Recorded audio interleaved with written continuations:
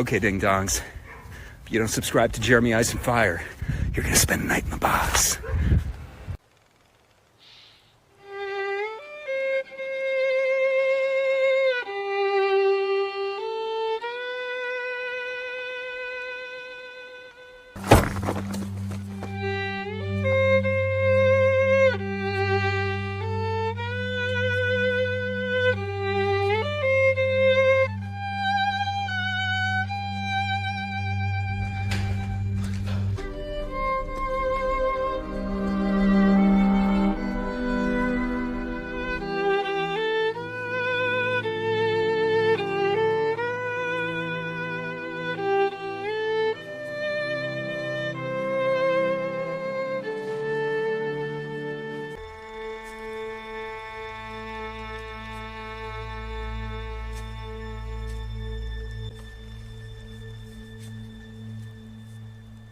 Aren't cooey.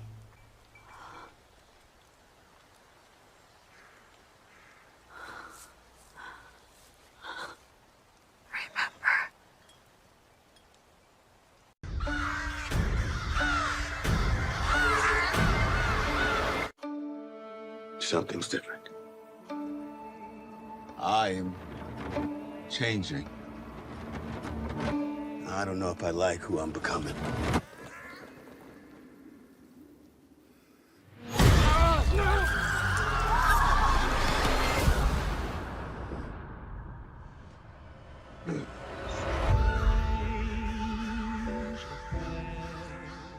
Boyd, there are a lot of people wanting to know what happened down there.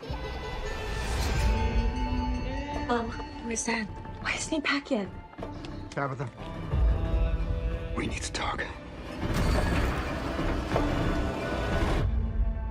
It means everything they showed us is real. I think they're doing it to make us afraid. Well, then it worked. There is something ancient here. And it's feeding off our suffering, and it doesn't stop. We're losing. We're running out of time, and we still don't know the goddamn rules. There is no way to fight back against those things. Everything we've done, every sacrifice we've made, none of us are going anywhere. You think you're some kind of hero? You're a monster.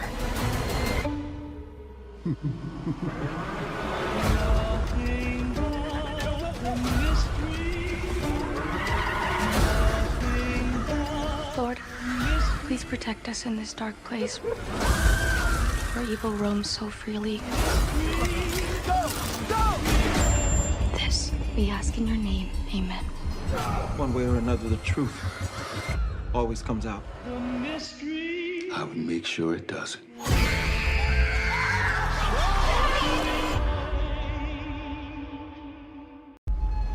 Some people still driving around, huh? It's the worst part. And you still expect to find the road that takes you home? It's the part that's cruel.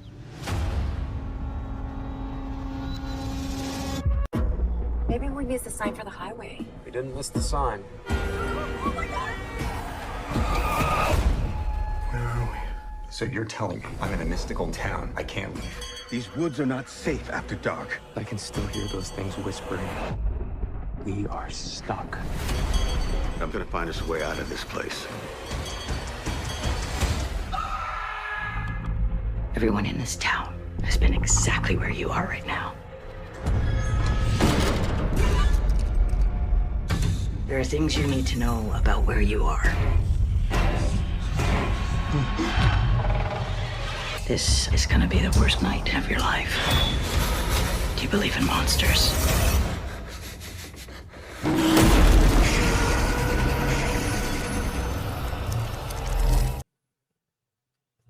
Do you believe in monsters? Welcome one, welcome all to another edition of the Fromville Hour on this fine Saturday night evening. And I am looking forward to this one.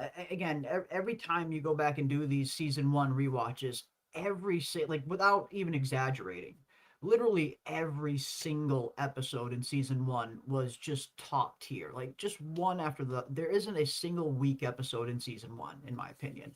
And this one tonight, episode 8, is definitely one of the ones where I kind of forgot just how much happens in this episode. I think when a lot of people think of season 1, episode 8, they instantly think of Boyd and getting Boyd's backstory, seeing how his family ended up in Fromville, seeing him find the talismans. But so much other stuff happens in this episode on top of just that.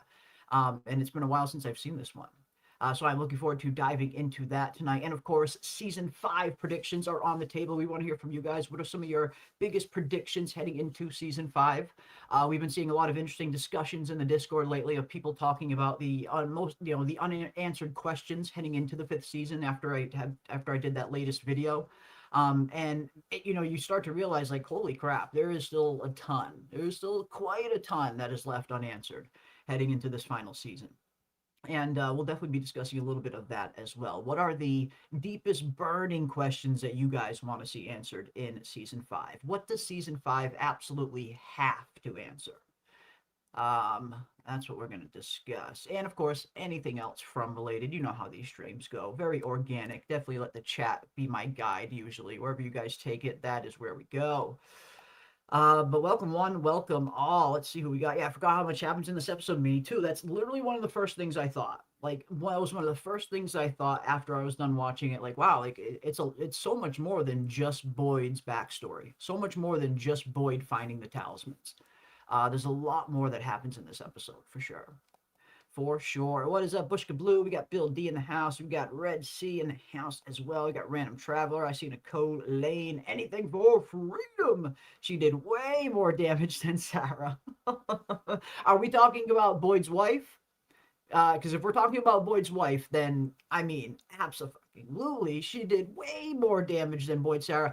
I would say Boyd's wife did more damage than the Colony House massacre, even at that point. Like, I wouldn't be surprised if she killed more people than the massacre. We do find out in this episode in particular exactly how many people died in the Colony House massacre, which is 14, as Donna states. But I wouldn't be surprised if Abby's body count was higher than that. I think Abby's the most deadliest incident that has maybe ever happened in Fromville. Maybe even, probably not as big as the 1978 massacre. That looked like it was pretty big. The whole town got it. Here, Abby seemed like she only killed maybe half the town. But it was bloody. It was bloody. Definitely did way more damage than Sarah, though, for sure. Anything for freedom.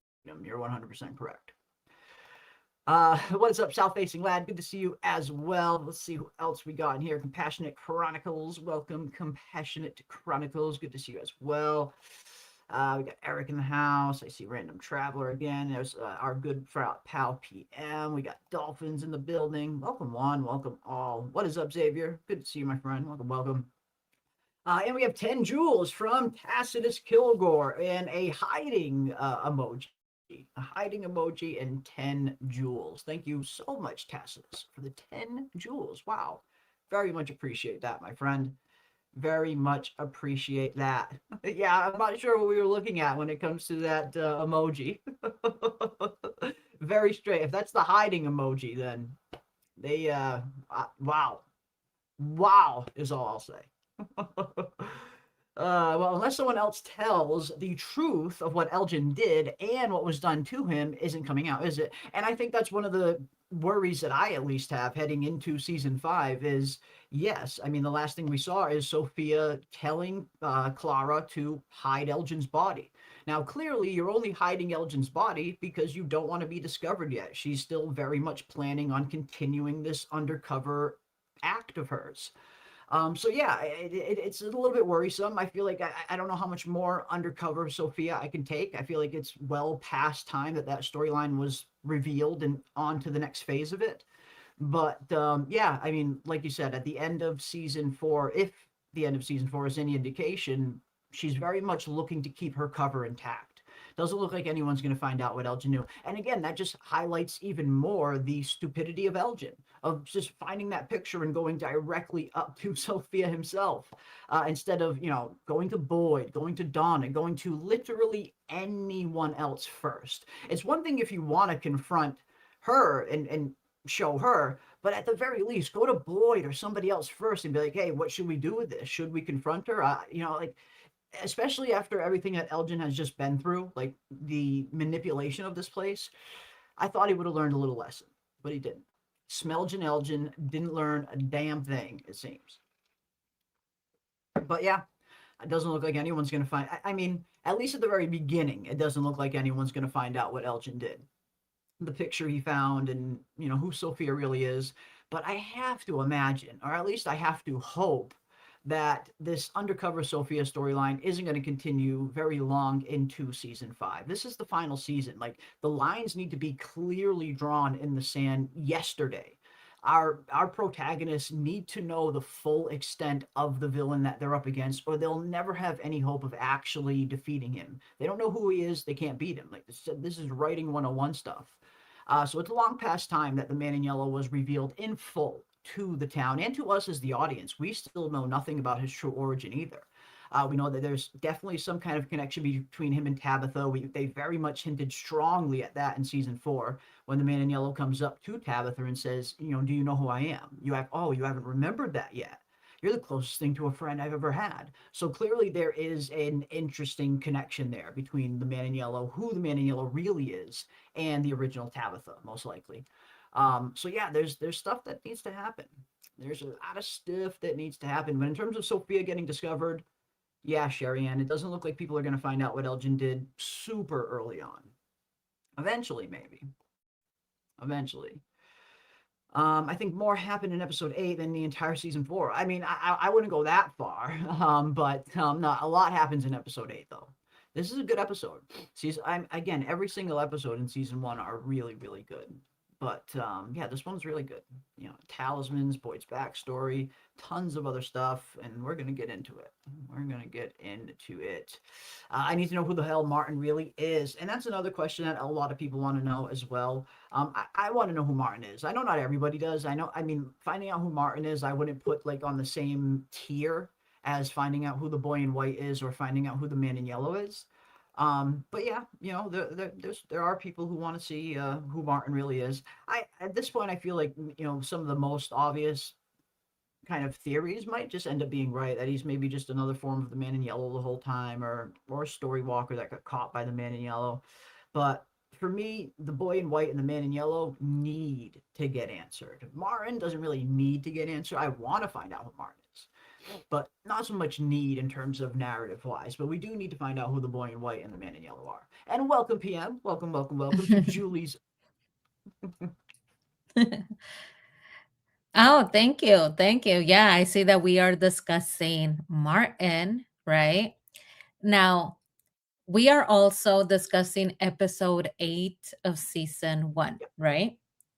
I always Absolutely.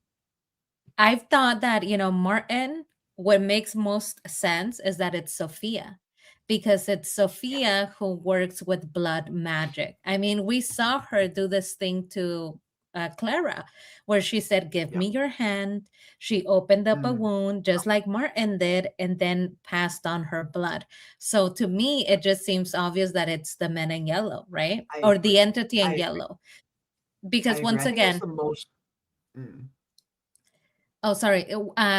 This man in yellow, he's just a form. This is not what this guy actually looks like, or this entity actually looks like at all. Exactly. This is an entity that we don't know if it has a human shape or if it doesn't. We do not know anything about it. We know that we have been calling him man in yellow because that's the first form, but the entity behind him. Now, this episode 8, I believe, I already have a theory, more important than Martin. I believe that the entity in yellow is also the dog. You know how there's multiple dogs? I believe that this entity in yellow is the dog, one of the dogs, and I'll tell you why. Sophia tells us, I can turn into people who have died here or those who have died here. It is very possible that somebody was traveling with their dog, and that just like they died, their dog also died. Died. And from. So it takes the form of a dog. Well, if nothing else, it would at least explain why these dogs seem to be not, not immortal, but never age. I mean, we see the same dogs in 1978 when Victor was a kid, right after the 1978 massacre. We see the dog then, and then here we are 40 plus years later, and we're still seeing the exact same dog, same breed, same dog, same everything. And that definitely lends it into the realm of, okay, this is not a normal dog. No normal dog lives 44 years. So something's going on there. I think it's the entity in yellow. There is, and we Interesting. see that So the you think he can bones, turn into animals and people? the sky's the limit. He Maybe could it could turn be. into anything that has died there, Okay. because we see that it doesn't have to hold a human form. It can adapt its human form It from a didn't man get to a all woman. funky when it was Hmm. transforming, like it was all It can grow contorted and hair. messed up. I could see it maybe. Yeah. Yeah, we see how Sophia's hair kind of grows in because she has Mm. longer hair. So it can grow hair if it wanted to. I do not see why it wouldn't be able to shape itself like a dog and then grow hair like a dog. I think that Oof. entity has been playing a dog. Wow. I mean, it's interesting. I mean, when it comes to, shape shifting, there are many, many, many forms of shapeshifters out there that are capable of, turning into more than just other people. Turning into animals, turning into other creatures, and turning into other people. So it's not like it would be outside the realm of possibility for this to be a similar shapeshifter like that. Because again, we've seen that, before. And again, when we do see the man in yellow turning into Sophia, he does kind of, the body is very much twisted and contorted into a very uncomfortable manner, you could say. What are the limitations? I guess is the Mhm. question. Yeah, are there any limitations? All we've heard is that he can only turn to people that have died here, but is that strictly limited to only people that have died here, or Mhm. like you said, is that also other beings that have maybe died here, like animals? Again, I feel like it's definitely a possibility. Yeah, I don't believe that this entity is human to begin with. In order to Yeah. take shapes of other things, that's not a human quality that we have. Therefore, transformation is one thing that it has as a possibility. When we see this Mhm. episode, the dog shows up, and as soon as Boyd attempts to get closer during this episode, the dog leads him away, and darkness is falling, and gets to the point where he leads Boyd away far enough that he's lost. And he hears that the monsters are also in that area in the woods. They're waiting for him. So that to me seems like the type of trap that the entity in yellow pulls. The monsters are usually in Mhm. town, not in the woods. But it just so happens that the dog leads him far into the woods, and then he hears that the monsters are already there. That seems like they're in Mhm. cahoots. It's a trap. Mhm. Interesting. I mean, it's yeah, I like it. It's an interesting new theory that it's definitely not a theory I have heard before, and I love hearing new theories. Yeah, maybe there's a little bit more to the man in yellow than just turning into other people.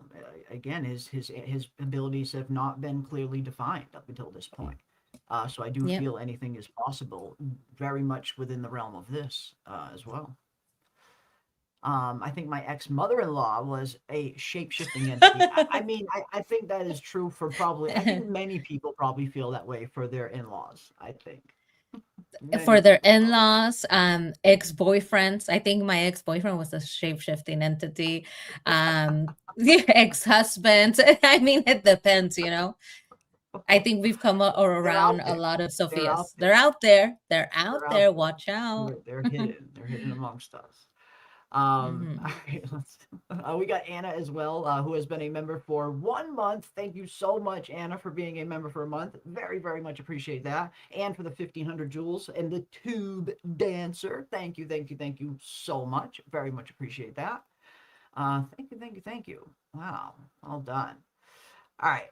let's see what else we got in here, shall we? Because again, and yeah, we'll be, going back and forth throughout the night, whatever you guys want to discuss. Season 5 theories, and of course our rewatch, season 1, episode 8. And like I was saying earlier, I think when a lot of people think of season 1, episode 8, the first thing that kind of comes to mind is Boyd's backstory and finding the talisman.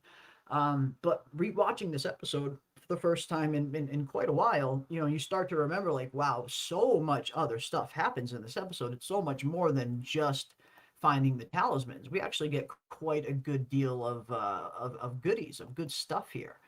And yeah, let me pull it up here. We're going to take a look at some of it, as we do, as we usually do. And really good runtime. This episode was almost an hour in length, 55 minutes of showtime, in and of itself. So that's good. That's a really good runtime for an episode. I don't know, it felt like a lot of the episodes in season 1 were a lot longer than any of the other seasons. Season 1 had some really good episodes. Mm-hmm. And I love early on, right when we, of course, we see the episode start off with Boyd kind of, the aftermath of the massacre at Colony House and the death of Father Cottrey. And you can definitely see that Boyd's not taking it very well. He's thinking about, how he first arrived. When he first arrived here, how he almost died and would have died if it wasn't for Father Cottrey running into the road like a madman and getting him and his family out of the car just in enough time to get them underground before the monsters came. So I feel like that, that's, it was a perfect timing for Boyd to have this kind of moment of reflection and an episode like this where we get to see that flashback. Because of course, when something like that happens, naturally that's where Boyd's mind is going to go, how he met this person, their relationship. So it's just a very perfect timing to have a Boyd flashback reveal episode. And one thing I noticed right away, obviously, after that, it opens up and it very much parallels the Matthews family. When we see in season 1, episode 1, when we're seeing the Matthews family, the very, very first shot we ever see of the Matthews family is a shot that is just like this one, just like the first shot that we see of Boyd and his family. This high above overhead shot of the highway of them kind of traveling through the back roads. It's almost eerily similar to that first shot that we see of the Matthews family in season 1, episode 1. Very much parallels, the how both of these families entered Fromville. Like the Matthews family shot is very, very similar to this one. Same view, same overhead shot of them driving through a very similar kind of rural area surrounded by woods. Mm-hmm. Yep, that's right. I like that. I like the symmetry. And right away we get the foreshadowing. The foreshadowing for Abby. Now we hear them talking a little bit about their backstories and stuff, and how Boyd was, in the military, and Abby was a Marine. And the subject of Iron Abby comes up, and her name, Iron Abby. And Boyd gives this very, foreshadowing line of, that's the thing about iron. Sometimes it doesn't bend, it breaks. Which, of course, heavily foreshadows the entire storyline that his wife is going to go through over the next, few minutes in this episode, where that's kind of what happens to Abby. She can't bend, so she ends up breaking in this place. Well, I had to rewatch. We watched this a billion times, but this time, the 500th time around, I'm choosing to watch it and be very specific about the words that they're using verbatim. Mm-hmm. And Boyd says, that's the thing about iron, it doesn't know when to bend. It does know when to bend. Yeah. Exactly. So it's about knowing when to bend, because iron can, it's difficult. You could bend it, but if you bend it too much, then it breaks. Yes. Yeah. But Yeah. I think when it comes to the reason why she is super tough but could not survive this place is because of what Boyd says. It doesn't know when to bend. So Yeah. iron is so used to being very strong, a strong material, that it doesn't know when it needs help and it needs to stop and it needs to reach out for itself. We see that their son tried talking to Boyd, noticing, hey, there's something wrong with mom.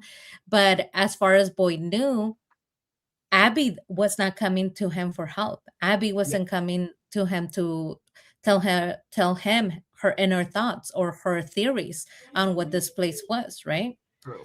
And so when you have that sort of situation and the community can see that you are suffering, that's when you get situations like what Abby went through.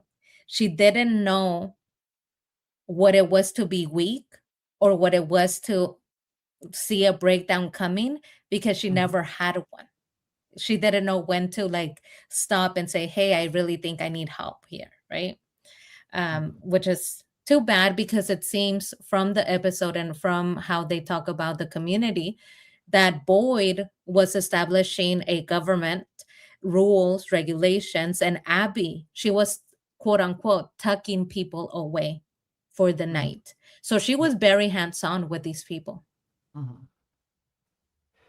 They both were, and that was one thing that's pretty interesting. It's established it right early on. As soon as this family lands in Fromville, they're instantly elevated to that leader position because everyone in town recognizes who they are, their military background, that the expertise that they're showing, and we see that the town was in just complete shambles before Boyd and his wife arrived. They were literally losing people every single night. It looks like they were hiding in almost the same places. And Boyd and Abby, as soon as they get there, yeah, it's almost like they instantly just start dividing the town up to different groups and different, to work on different things to better bring this thing together. And they whip everybody right into shape super fucking fast. Well, once again, I'm looking at this community and I'm shaking my head. I believe that these people are the most ungrateful people in the world. And Yes. even Boyd, who is strong and obviously he's a leader, and Abby, who, as Boyd has told us, she's the real badass. They couldn't, these people are so bad. The town is full of such trash people that even they couldn't whip them into shape. And I'll tell you why. Not I fully, was no. thinking They did their about best. no, not they're bad, Jeremy. These people are bad. So let me tell you, um, Abby is struggling. She's not herself, right? According to Ellis, she's kind of losing it. She's looking like she's aloof and can't concentrate, right? She's changing. Yeah. She is in charge of tucking away. I wrote down here what they say. Um, she is tucking away and making sure that everybody is safe. So that means that she goes through the entire town, has a different location for each one of those people, make sure that they get into that location, and make sure that that is a safe place for them. That is how hands on she is. And Yeah. none of the people in that community that have been getting her service have acted or noticed that she is unwell, that she's changing, Only that Ellis, she yeah. seems lost. I mean, come on. This is the woman that helps you every single night. She's tucking Mhm. you away. Yeah. Ellis says for the last month or so. So that means that they have quite a while of getting to know this woman, and she is working with them and directly, and still nobody else Yeah. thinks to help her, to talk to her. Mm. It doesn't necessarily have to be Boyd, but then again, But Father Cotry Kotri not tells noticing it. Yeah. Kotri, Mhm. exactly, Tian Chang, this Yeah. community. I mean, this is a woman who is working very closely with Boyd, Mhm. helping you, tucking you away at night, keeping you from the monsters, and you don't notice enough to ask The her mood to hang change. out with her. Mhm. Now, Father Kotri tells Boyd, if you want to go out into the woods, it's going to be a hard thing to find volunteers. Yeah. As soon as I heard that, I was like, why are they volunteering? If you're going to benefit, you're going to be assigned, honey. You're not going to volunteer. There's You no will be volunteers. assigned. I missed the part where you heard me ask for volunteers. Exactly. You've been voluntold, not You've been volunteer. conscripted, motherfucker. You're going in the woods. You're going in the woods. You're going Exactly. in those fucking woods, kicking and screaming or on your own. Hmm. Exactly. And that's the thing. They're benefiting from everything that Boyd is doing. His downfall is that he's too kind for his own good. He's keeping it together. He's working hard. He's putting his family in harm's way by not having that time with his wife, all for these people who will not volunteer to help him. They're like, yeah, I'm going to eat the eggs from the chickens you bring in. I am not going to go get those chickens. I'm not gonna go get them fucking chickens myself. Fuck that. Yeah, Mhm. no, no. I mean, it's excellent point. We see Boyd and Abby doing pretty much everything themselves single handedly. You don't see a whole lot of contribution from anyone else, or at least we don't really hear at least about any significant contribution from everyone else. Like they're kind of probably all standing around waiting for Boyd and Abby to tell them what to do. And if nothing else, again, I feel like it just kind of highlights just the shambles that these people were in, before Boyd and Abby arrived. No wonder they were losing multiple fucking people every single night. But yeah, they got their work cut out for them here. It's Fromville is not filled with the most uh, call to action people, I guess you could say. Also, somebody that has the biggest mouth in there in season one is Donna. She gets Dale and Donna, angry. both there. Dale and Donna, and they're all up in the business, okay? Because when Boyd is getting the 411, who is there? Father Kotri and Donna. So Tian Cheng isn't even there. It's those two that are representing what they know about the town. Yeah. She's the first to scream at Boyd. How come she wasn't watching out for Abby? How come if she is benefiting ever since they got into town, ever since she met Boyd and Abby, she has benefited from them being there? Why is she not working more closely together with them?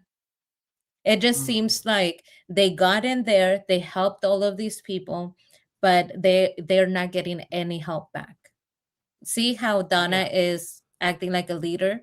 She's in a leadership position, and yet nobody helped Abby. I know we like to blame Boyd, but it's a community thing. When somebody is suffering in your community and you work so closely with them, it's not just one person who failed. Sometimes it's everybody Yeah. who kind of failed at seeing the clues. Mm. No, I agree. No, I agree. I think that's a very valid point. And like you said, early on, this is their first night. But like you said, they also get to the point where Boyd, Abby, and Ellis have been there for at least a good month or so. When they're kind of slowly, kind of getting getting this town into shape. And that definitely would have been at least enough time. Hell, even a week or two would have been enough time to at least establish a norm for someone's personality. You see the type of person that Abby is every single day. And then when you start seeing that change, it becomes noticeable. I have to imagine it becomes even more noticeable in a situation like this when there's not a lot of people, you're seeing each other every single day, you're doing everything you can to survive together. You're going to get to know people's habits. You're going to get to know people's daily routines. And when people stray from that, that's definitely going to be noticeable. So no, I think you do bring up a good point that, Ellis being the only one to notice it, maybe others could have. Yeah, the community doesn't work like a community. So when they say in season 4 the town gathers to kill Jade, it was like, yep, it tracks. It tracks because this community Totally. does not work like a community. Now, I really like what Cherry Ann is saying here because it goes with what you're mentioning about Iron Abbey. Okay. Sometimes, I mean, this is a lesson that a lot of people have learned the hard way. Sometimes when you are the strong person, the tough person, somebody who doesn't show too much emotion and who always fixes instead of breaks, you're the fixer. Yep. Nobody's going to check up on you. And if you're going through something or struggling with something, they think of you and they think, oh, if anybody could get through this, it's them. If anybody's gonna make it through, it's them. They got this. Instead of saying, hey, I got you, they're like, you got this. I know you. You're strong. You got this. You're gonna be fine.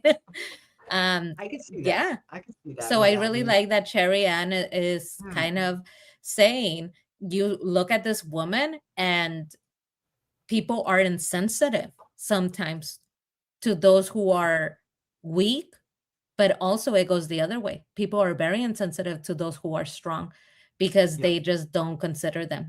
You don't check up on your strong friends. Hmm. It's no, that's definitely a valid point. I mean, especially if this person comes to this town and they're instantly kind of presenting themselves just naturally, not presenting themselves, but they're instantly just naturally in that kind of leadership role, that leadership position. They command that kind of presence. So yeah, I think it's not too far outside of the realm of possible that people kind of just hear and just think, oh, it's her name's freaking Iron Abbey. Of course she's going to be fine.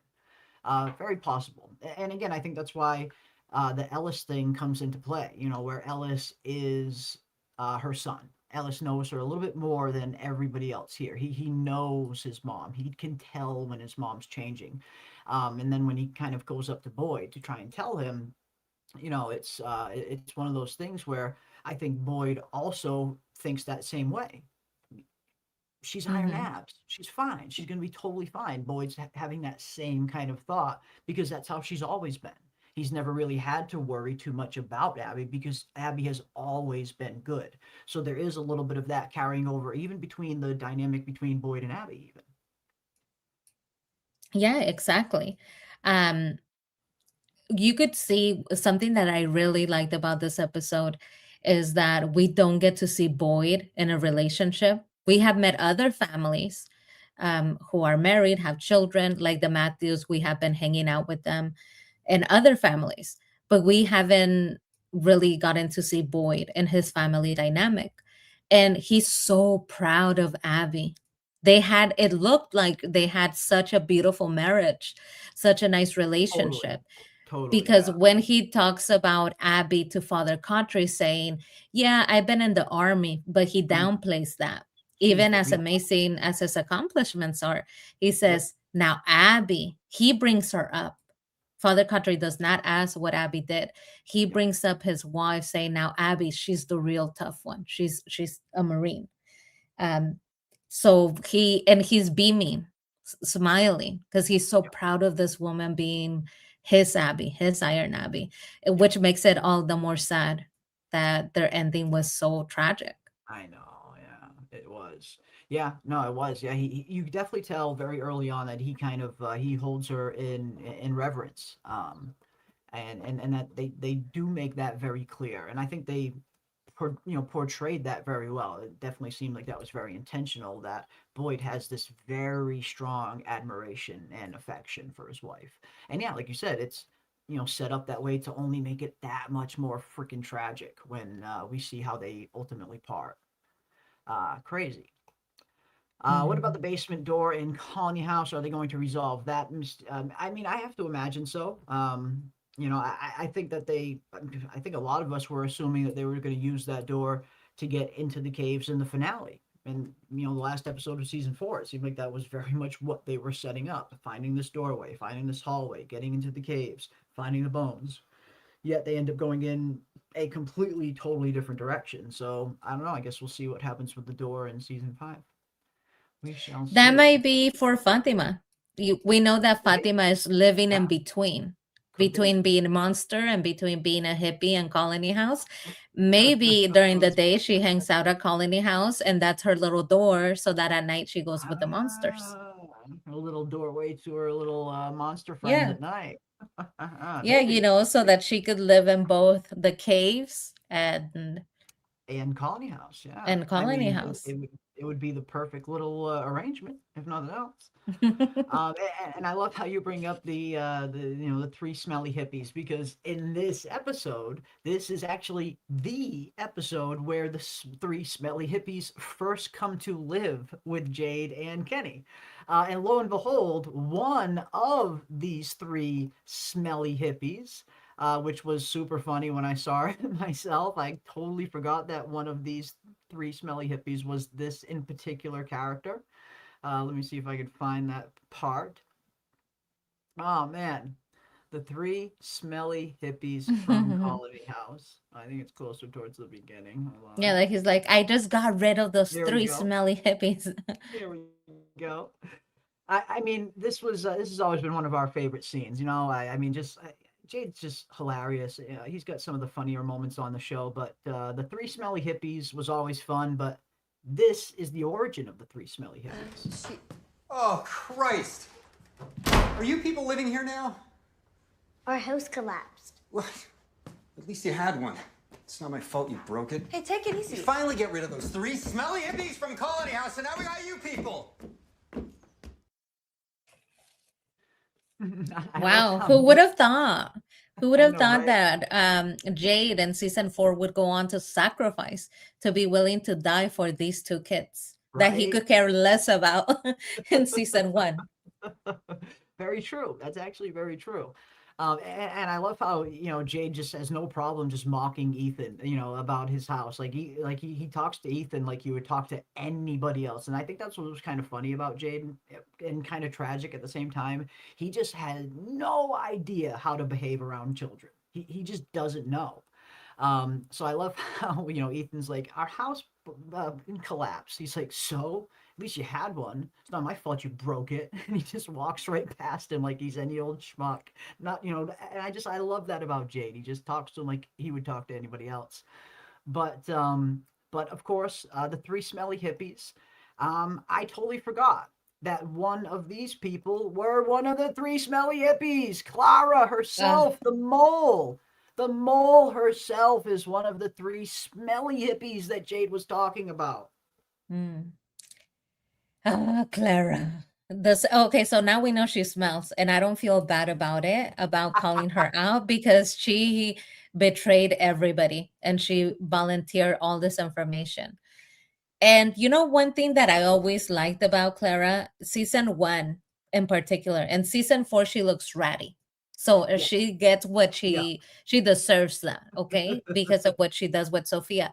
But in season 1, look at her hair. She had this really pretty, beautiful hair. That's something that I always liked of the Clara character, because she would wear her hair up like that, but it was always like really nicely curled. A long black hair, so pretty. So if Jade had never told us, I never would have guessed that they're smelly. Very true. Very true. I mean, I suppose there's always a possibility that the other two are smelly and Clara's just getting some of their stank on her. That's definitely a possibility. But no, I totally forgot about this. I forgot that Clara was one of the three smelly hippies that Jade was talking about all these years. I completely fucking forgot. Oh man, he had a smelly hippie mole in his house living with him and Kenny this whole time. Good stuff. And Clara, and Clara, biting remark, aren't you the one who thought we were in an escape room? Like, maybe you aren't the smart one? Very true, that's right, because this is one of the few lines that Clara kind of has in the whole series. You know, she has that retort right back at you. Bullshit, okay? Is a little while. Aren't you the guy that thought this was a giant escape room? We're gonna have a few more house guests for a little while. And how little is a little while? Aren't you the guy that thought this was a giant escape room? How'd that work out for you? Fuck off. Okay. Wait, this is bullshit, okay? They chose the flowers. They don't belong here. That's everybody. Everybody feels like Jade Victor. to Clara. Fuck off, Clara. Fuck off. He's like, this is bullshit. They chose the flower. They don't belong here. That's how everybody felt. Season 4, as soon as I saw what she was doing, I was like, oh, Clara, Jade was right. Fuck off. You are so bad. So right. Yeah, Jade was so right about you. Yeah, Jade's hair and beard grew ridiculously, right? Super fucking fast. It did. And I think that's why at times, you know, some like general audience fans think a lot more time has passed inside Fromville than it actually has, like in terms of how long the Matthews family have been there, you know, because the story starts when the Matthews family arrives pretty much. And yeah, you see this incredible kind of Chewbacca-like hair and beard that Jade has heading into season 5 now, and I think a lot of people see that and think, okay, they've been there for years, but they haven't been there for years. It's been nowhere near that long. But yeah, the hair grows fast. You know what it is? more than the hair. If you look, because I was looking out for the color in his hair. I doubt that he The dyes his gray. hair, right? Gray, yeah. When you look at his beard, it's black. His Yep. hair jet black. Yep. But in coming up seasons, it's not just longer, but he has gone gray, Mm-hmm. Yep. which seems like a very short amount of time for him to go gray when he came in there with absolutely no gray hair at all. Yeah. And he had long hair, so it's not like he kept it short. He Yeah. kept it relatively long, and he had that beard also relatively long and no gray hair at all. So not only did he grow hair, but he went gray. And all it took apparently was a couple of months. I mean, yeah, do you think there's a possibility that because he's a reincarnation, or maybe just him being here, he's this place is aging him faster than it's aging everybody else? Because it seems Mhm. like this is specific to Jade and Jade only. You don't see anybody else aging this rapid. Not even No, Catwoman. other than, you know who else went gray? Boyd. So Boyd did Boyd not started to have get as some gray. much, Yeah. a lot, a Yeah. lot. And Sarah. So I was looking at Sarah's roots in season 4. She's gone gray too. And Really? what's interesting, yes, if you look at Sarah in season 4, Wow. she has gray hair, about Jeez. like an inch and a half. Damn. Boyd, much more gray, and Jade had no gray at all and went gray. But we're supposed to believe that they have only been there for months, not even a year, right? It hasn't even been a full year. But within that period of time, it seems like time is moving for them physically faster. They're kind of, falling apart. Mm-hmm. Could be. And like I was just going to mention, I see the people, people in the chat definitely reading my mind as well. And it could be stress. Stress could be a major factor to it as well. Like stress will age you so much faster than usual, especially like high intensity stress, over a long duration of time.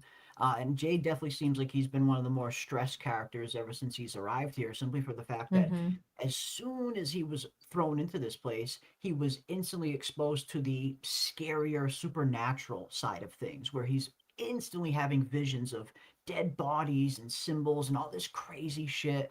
You could totally understand why Jade would be at a much higher level of stress than your average Fromville resident because of everything he's experiencing.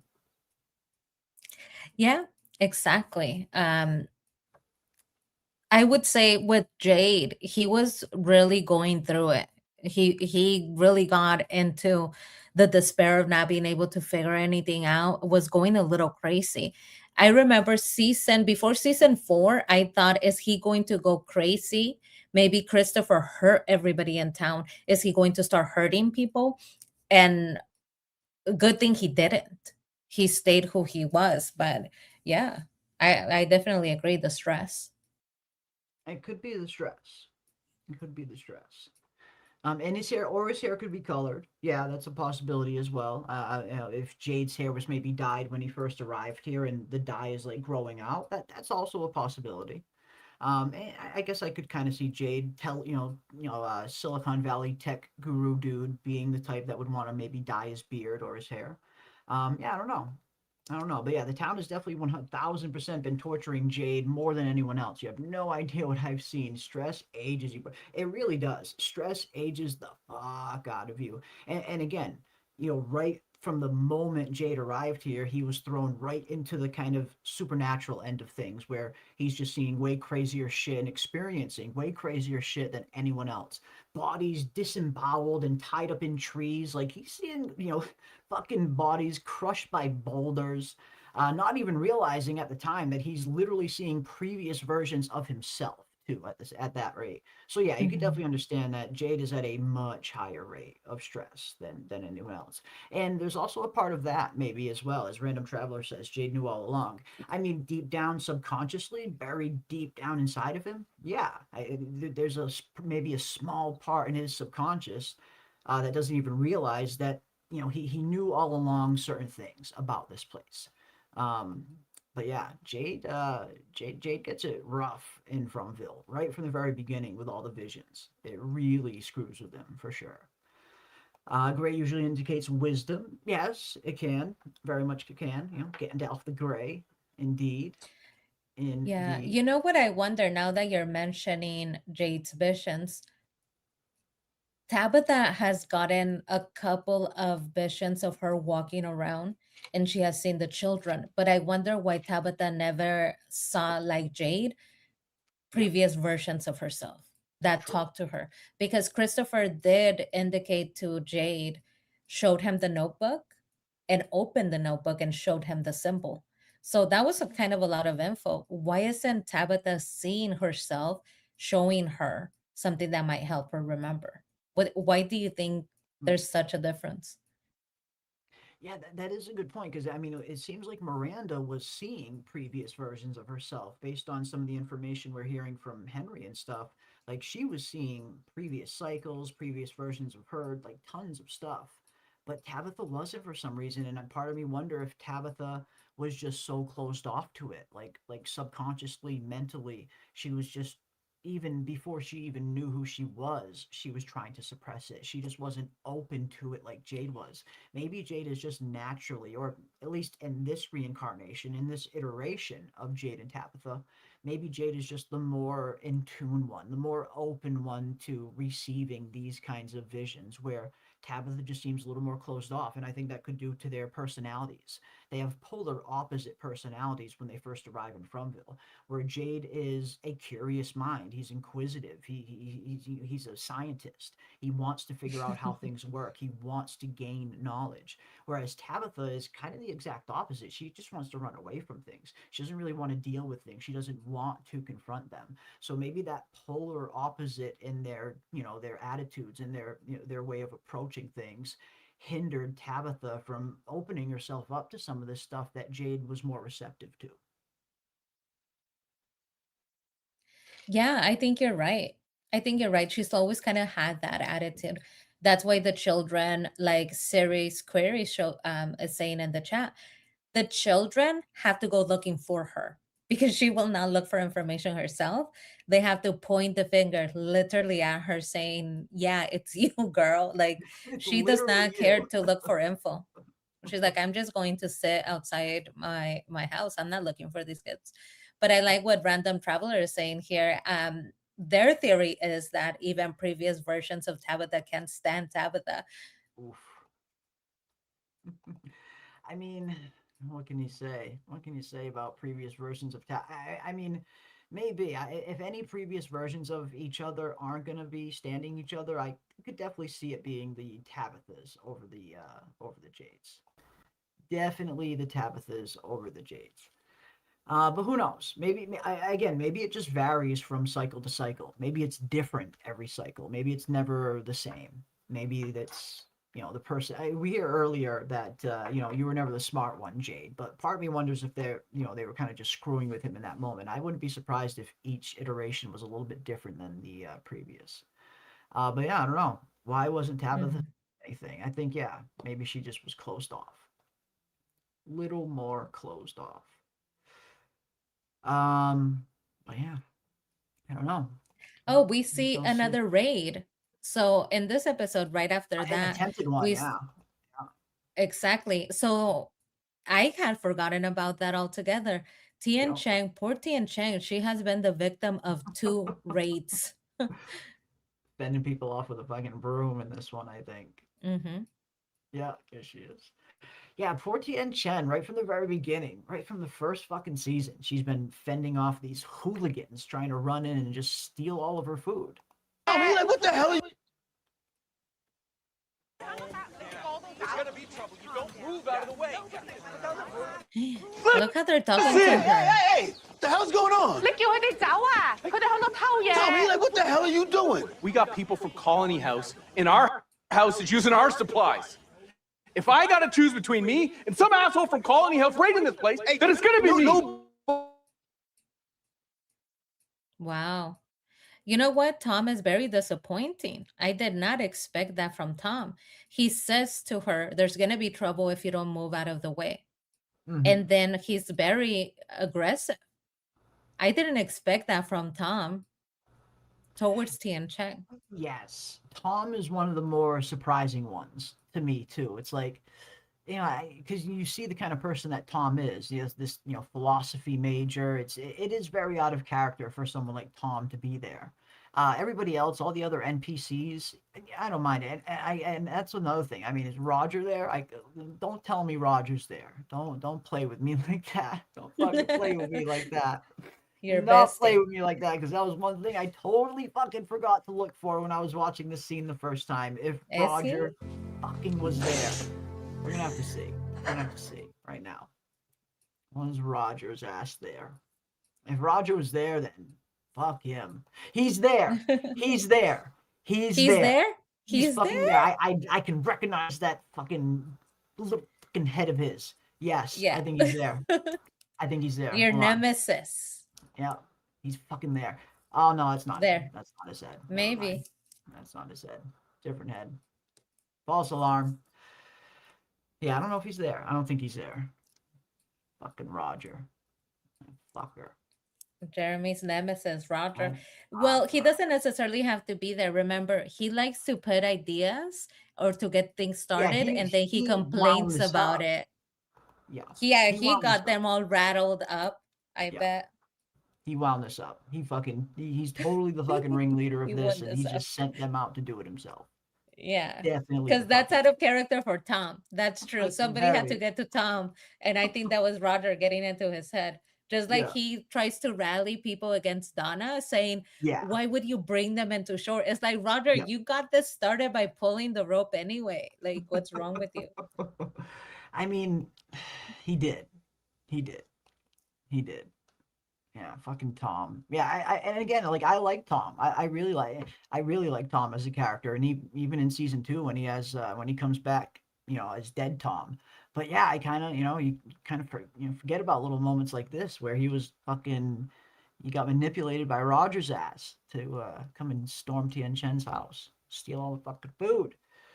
But yeah, I definitely blame Roger. In my headcanon, Roger whipped all this up. That's my headcanon. I like where we're going. Let's instigate against Roger now. Yeah. Roger could have worked out a deal with the big bad. If you think about Roger's another he's sleeper cell. problematic. He was another secret mole, but he couldn't get, far enough with Ellis's help because Ellis closes the door on him, but he was supposed to survive this. Mm-hmm. Yeah. I mean, I think it's very possible. I think it's very possible. Yeah, what else can we blame Roger for? What other I mean, in my headcanon, Roger was responsible for locking up the animals a little bit better, and he didn't. The monsters over them, and that led to Tien Chen's death. So fucking, I blame Roger for that too. You know what? I think that Roger called the Matthews house. I think he was a telemarketer in the real world, and he called the Matthews house, and that's why Thomas slipped out of the changing table, because he was in his job as a telemarketer. He has the face of a telemarketer, somebody that would call you and say, hey, your car insurance is about to lapse, would you be interested? Roger fucking catching strays. He did. Roger killed Thomas. Roger was the fucking telemarketer calling at just the wrong fucking time, and he led to fucking Thomas's death. It's headcanon now. It is. Mhm. It's canon. It is canon. Yeah. Oh shit. All right, what else did Roger do? What other befoul nonsense?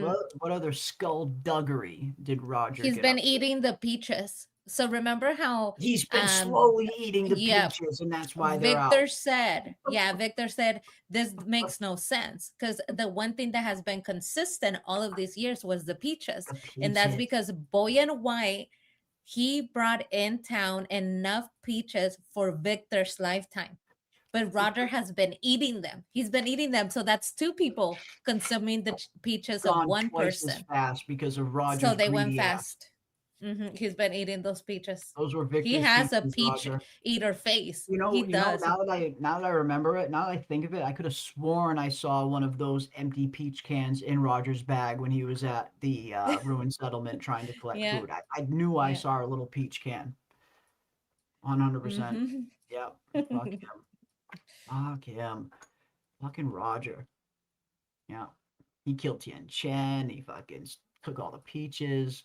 He's done He literally killed everything that's Thomas. happened. Yeah. hmm Yeah. Yeah. He got He was that the one, bird he pissed was the off one so that who, it could come in. Roger was also the one who convinced 70s porn stash Kev to follow his heart.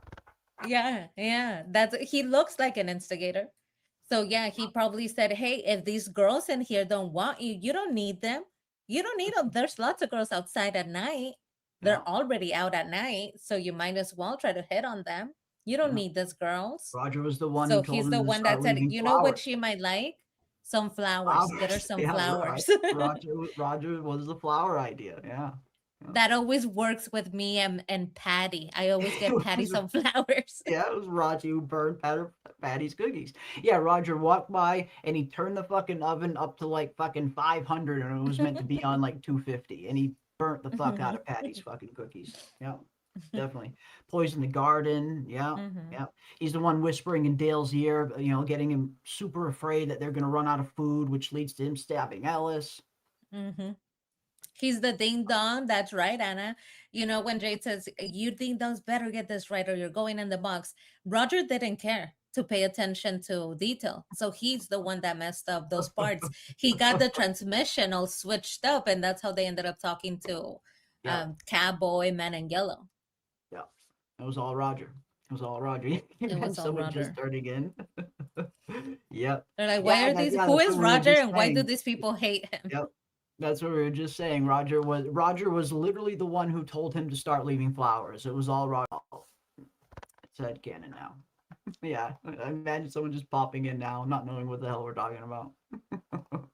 Roger gave the rope to Randall to tie up Donna. He did. This is very true. That's a good one. You know what? Roger has never liked Donna. Remember That's a when good he one. says, "You're not the queen here. You may be the queen." He has inner hatred, the same inner hatred that Jeremy has for Roger. Roger has been having for Donna. He's like, Donna. "You may be This calling disdain. the shots, but you're not the queen here. You're not. You don't get queen here." to decide." It's like, oh, you've been holding on to some hatred there, Roger.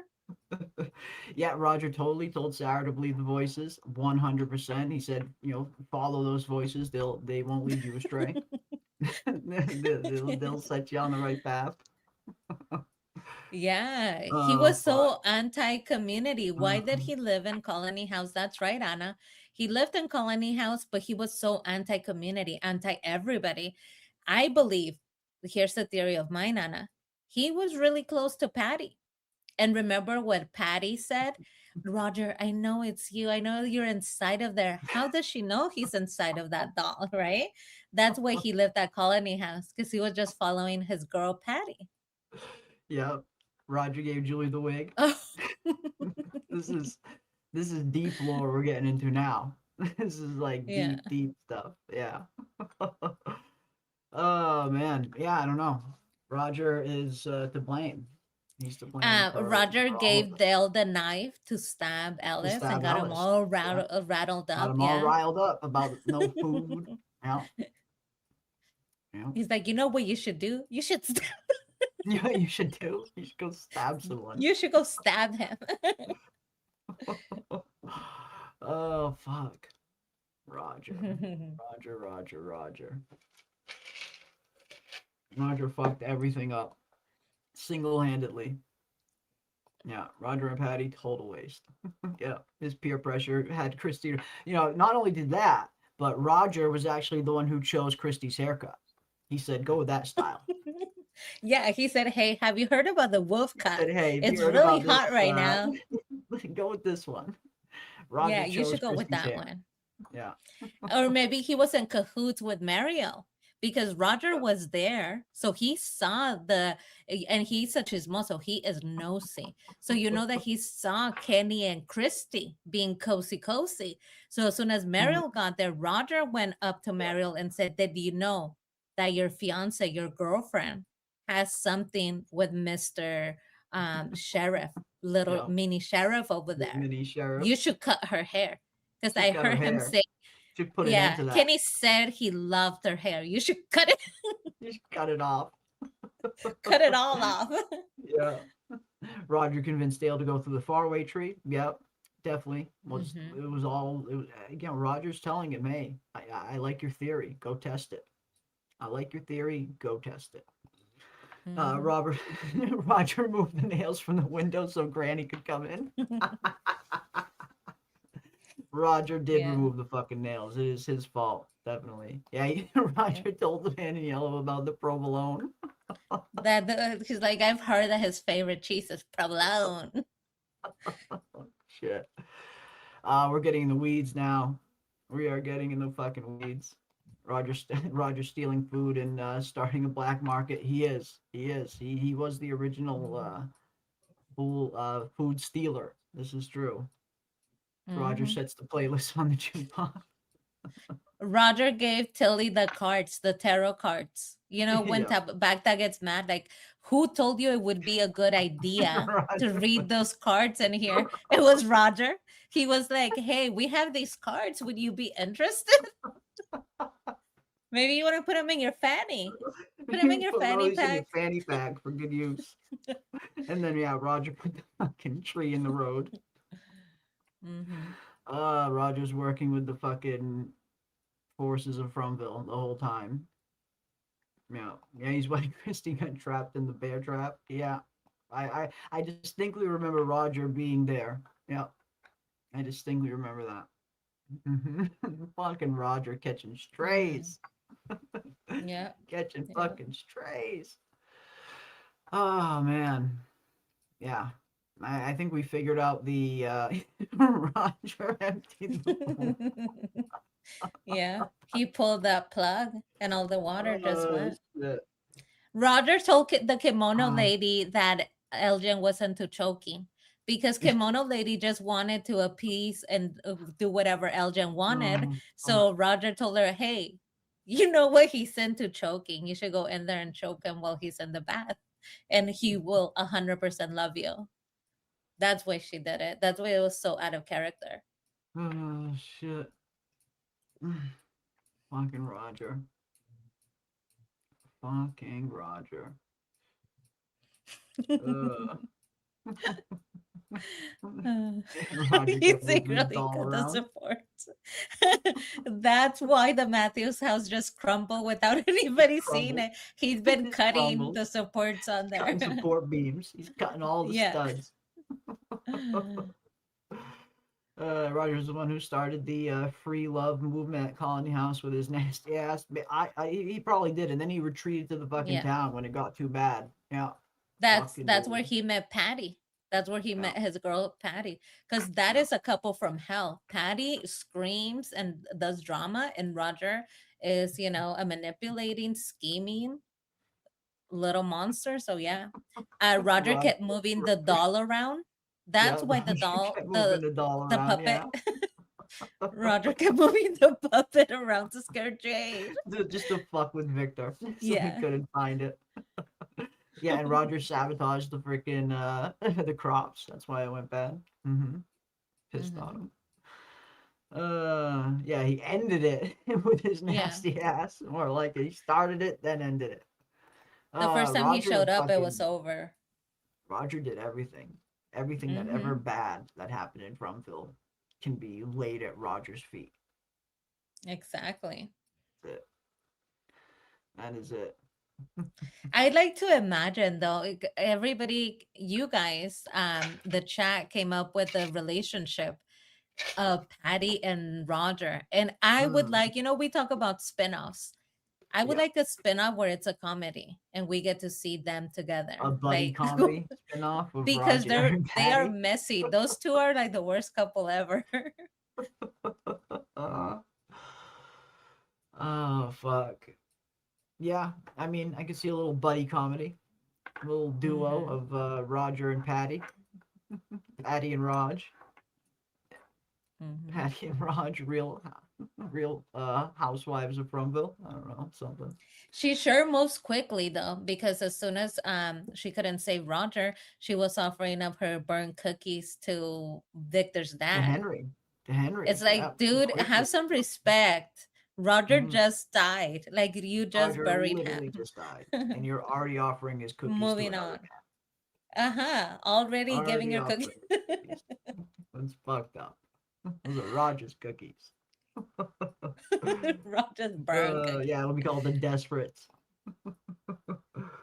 And we got Ray for 10 jewels and a gold coin. Thank you so much, Ray, for the 10 jewels and the gold coin. Very much appreciate that, my friend. Thank you, thank you, thank you. Yeah, Roger never dies.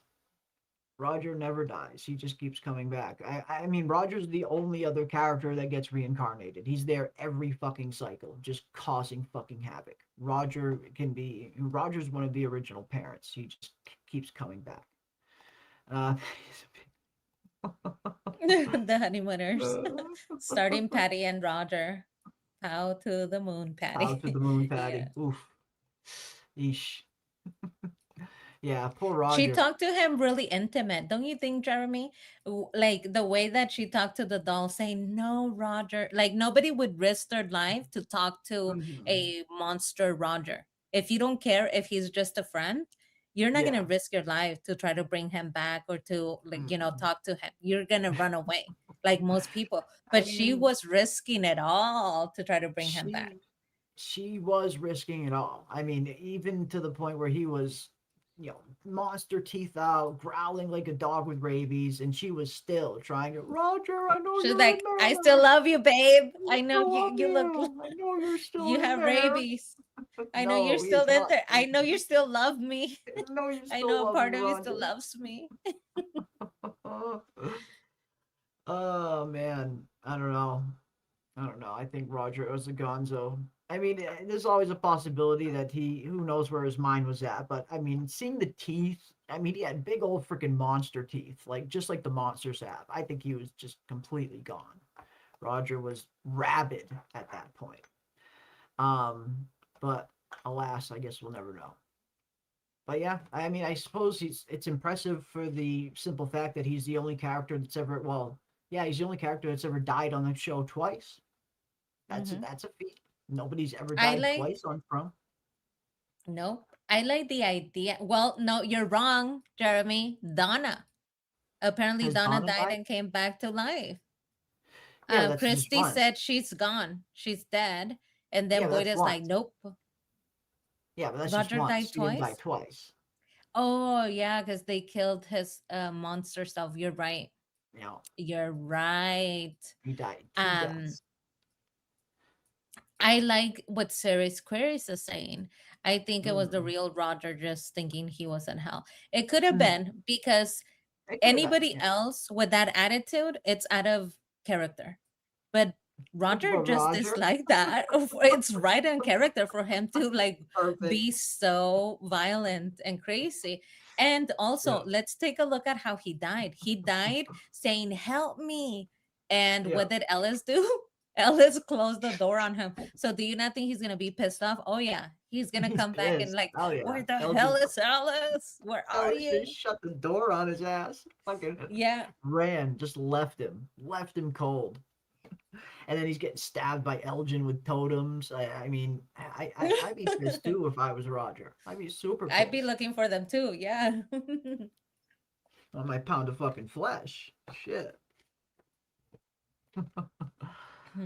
There's something about Boyd's boat key. It says, to buoy, love always in yellow. What if Man in Yellow sold Abby the boat, says Dark Lake. Ooh, interesting, Dark Lake. All right, let's see if we can get a good shot. If you have a timestamp for the best shot of the buoy, definitely let me know. I know we see it at the beginning, right? When they're in the car and Boyd's wife first reveals to him that she did buy him a boat. We do get a decent shot of it there. So let me see if we can find that. Let's see if we can find that. Yeah, Boyd always wanted his boat. Seemed like that was his dream. That's what, it's one thing you get from this conversation here between Abby and Boyd, that Boyd seemingly has always wanted a boat, and it seems like a lot of it goes back to the favorite song, their favorite song. If I had a boat, I'd go out on the ocean. You So know what Boyd I'm always thinking? wanted his boat. Yeah. The chat is still on Roger's spot. But you know what? Remember, what's the name of the girl that died because she was looking over the window and Acosta shot her? What's her name? Nikki. Nikki. Roger told Nikki, "Hey, there's something going on outside. You should Hey, like, can you look through the check out. window? Hey, I heard something. Check out what's going on. Tell me what's going on. Boom. Just peek through the Fucking window." Nikki. Or, Roger was using the other bathroom at the time that Nikki was trying to get into the one Yeah. that Fatima was using. Started the whole fucking fight. Fucking Roger. But Yeah. when you were talking about the song, you hear in the screen still, Boyd says something that I thought was interesting because it just shows you what different people think is calming. So Boyd says it's so calming. Listen Yeah. to those lyrics. Yeah. He's riding a pony in the ocean because he has a boat. Yeah. And that to Boyd seems relaxing. Now that sounds like the farthest thing away from relaxing to me. It sounds dangerous. Yeah. Why am I Definitely on not a a pony perspective. in the middle of the ocean, which is already dangerous, and then I have my pony in the boat? It doesn't seem like the best place for a pony to be. That does not sound relaxing or calming to me at all. But for Boyd, he thinks it's calming. That's really interesting. I never thought of the ocean as a calming place. It's so dangerous. I think maybe Titanic just ruined it for all of us. No, and I was just gonna say, you're definitely not alone. I have to imagine there's a sizable chunk of the human population that thinks of the water, open water, out there on a boat, as something daunting, not something fun. Some people do. Again, some people think about that and they think that's their idea of peace, of relaxation, exploring out there on the open ocean. To some people, it's fucking dreadful. So yeah, it's very much a matter of just perception in terms of what do you consider to be peaceful. I guess everybody has a different definition of peaceful. Mm-hmm. But yeah, Roger gave Martin the worms. Fucking Roger. Oh man. But Yeah, he gave him worms, took his pantaloons, and then chained them up to the wall. Oh shit. Fucking Roger, man. Asshole. Asshole. But as far as the buoy key goes, at least in this scene, I don't think we get a really good look at any of the lettering on it. So it must be in a different scene that you saw the lettering. Must be a different scene because it's hard to see any of the what it says here. We don't get a good look at it. His hand's always covering it. But he does pull it out later, I believe. I just don't know the exact timestamp. I think he does look at it closer.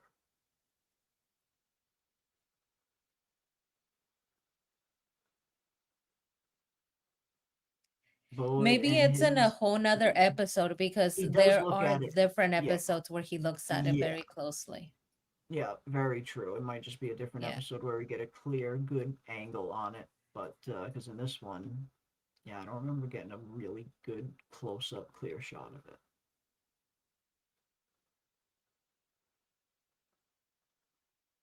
But yeah, interesting though. I've never studied the lettering or anything on the buoy key itself, but that's a very interesting pickup. Dark Lake, if it's got something in there that says to buoy, to Boyd, love always in yellow. What if the man in yellow sold Abby the boat? Very interesting theory. And I guess if that is a possibility, then that would obviously by definition also tell us that the man in yellow is capable of moving between worlds, that he can be in the real world and in Fromville, both. He can travel from one to the other. Otherwise, how is he selling Abby a boat in the real world? So I don't know. It's an interesting theory. Very interesting theory. I'm gonna have to, next time I see a very close-up shot of that buoy, I'm definitely gonna of that boat key. Definitely gonna try and study it a little closer. But interesting. Yeah, that suit has always given 1950s, 60s salesman, door-to-door salesman. That's what it gives to Yeah. me. He carries around a little briefcase and he sells you an encyclopedia or some sort of houseware. That's what it's giving. Mm, okay. I mean, yeah, it's almost like a Tupperware salesman, door to door. Yeah, I don't know where they're getting any of the food anyway. That's, another thing that we still don't really know exactly where the livestock is coming from. We know that they're finding it in the woods, but is it just wandering into Fromville on its own? Are the children bringing it in here, as a means of feeding the people that are here? Are they meant to find it in the woods? Still some questions for sure. Yeah, a vending machine would be nice. Deep sea is scary AF. Yeah, a lot of people think deep sea is scary AF. Indeed, a lot of people don't want to be out there in the middle of the ocean, and there's nothing wrong with that. It's not. I mean, it's not my idea of the most peaceful thing in the world. I'm not afraid of being on a boat. Like I've been on many boats in my day, especially where I live, surrounded by water. I have no problem being out on the deep ocean, but it definitely wouldn't be my go-to if I'm looking for the most relaxing place on earth either. So yeah, definitely not where I would hang, but I've been there. Yeah, different scene. The words forgot when it happened. This is it's in episode 8. Yeah, this is season 1, episode 8. I think there's another scene later on where he kind of looks at it a little bit closer, and I know that he does also look at it in season 2 as well. We see him kind of staring at it pretty closely when he's sitting at his desk in one scene, and that's the scene that will probably give us the best look at the lettering on it. But I forget what episode in season 2 it is. But yeah, interesting. Interesting. Manny Yellow sold it to her at Rendez move. Yeah. I like that web page, and I know that you guys saw it because we went in on it, right? We talked about it. We pulled up that web page, and you spotted it right away, Jeremy, that it must be a fan made web page, but I didn't. It seemed It was at the well made. beginning, because then they started to add a lot of AI photos, Yeah. and that's Yeah. when it took you out of it. The AI was obvious.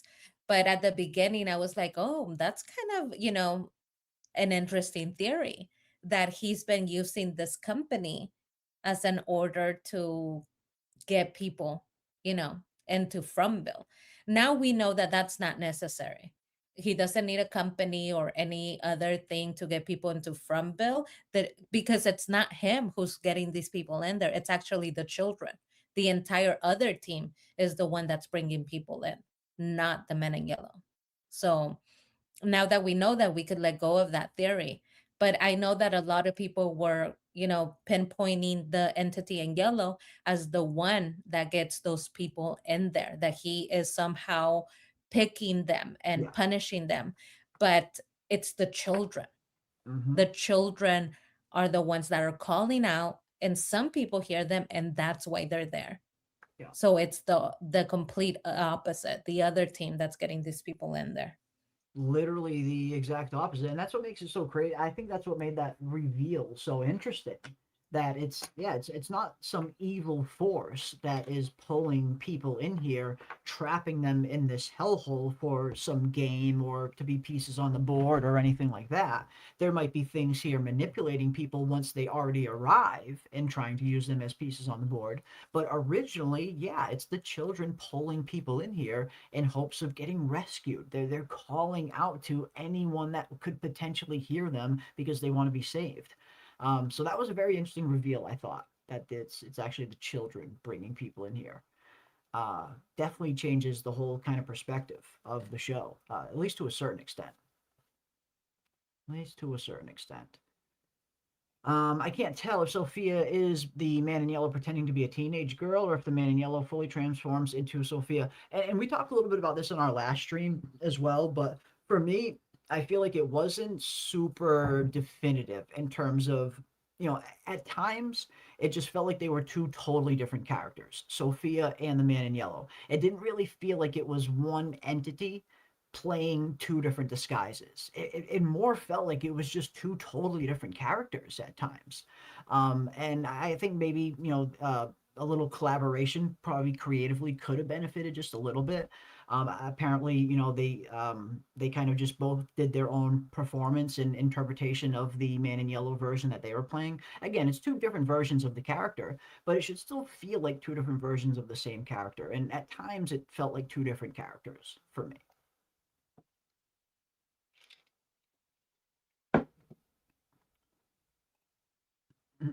Oh, you're on mute if you were saying something. Sorry. Um, Man in Yellow just looks like a Bible salesman to me. I don't know. I see. I love the look of the Man in Yellow. I mean, maybe a Bible salesman with a yellow suit, maybe. But I don't know. I just feel like it's this interesting kind of unique look. This disheveled yellow suit with this, you know, intriguing kind of character. And it's not just the look. I think it's the you know, the personality of the Man in Yellow. I think that's why a lot of people enjoyed that version of the character over the Sophia version, just because it's got an interesting personality. It's got this kind of, you know, this devilish kind of cleverness yet sadistic kind of glee to him. It's an interesting kind of take, I think, and I think that's why it's just been a little more interesting to see. And I think the Mm-hmm. fact that we've gotten a lot less Man in Yellow on screen compared to Sophia also factors into it.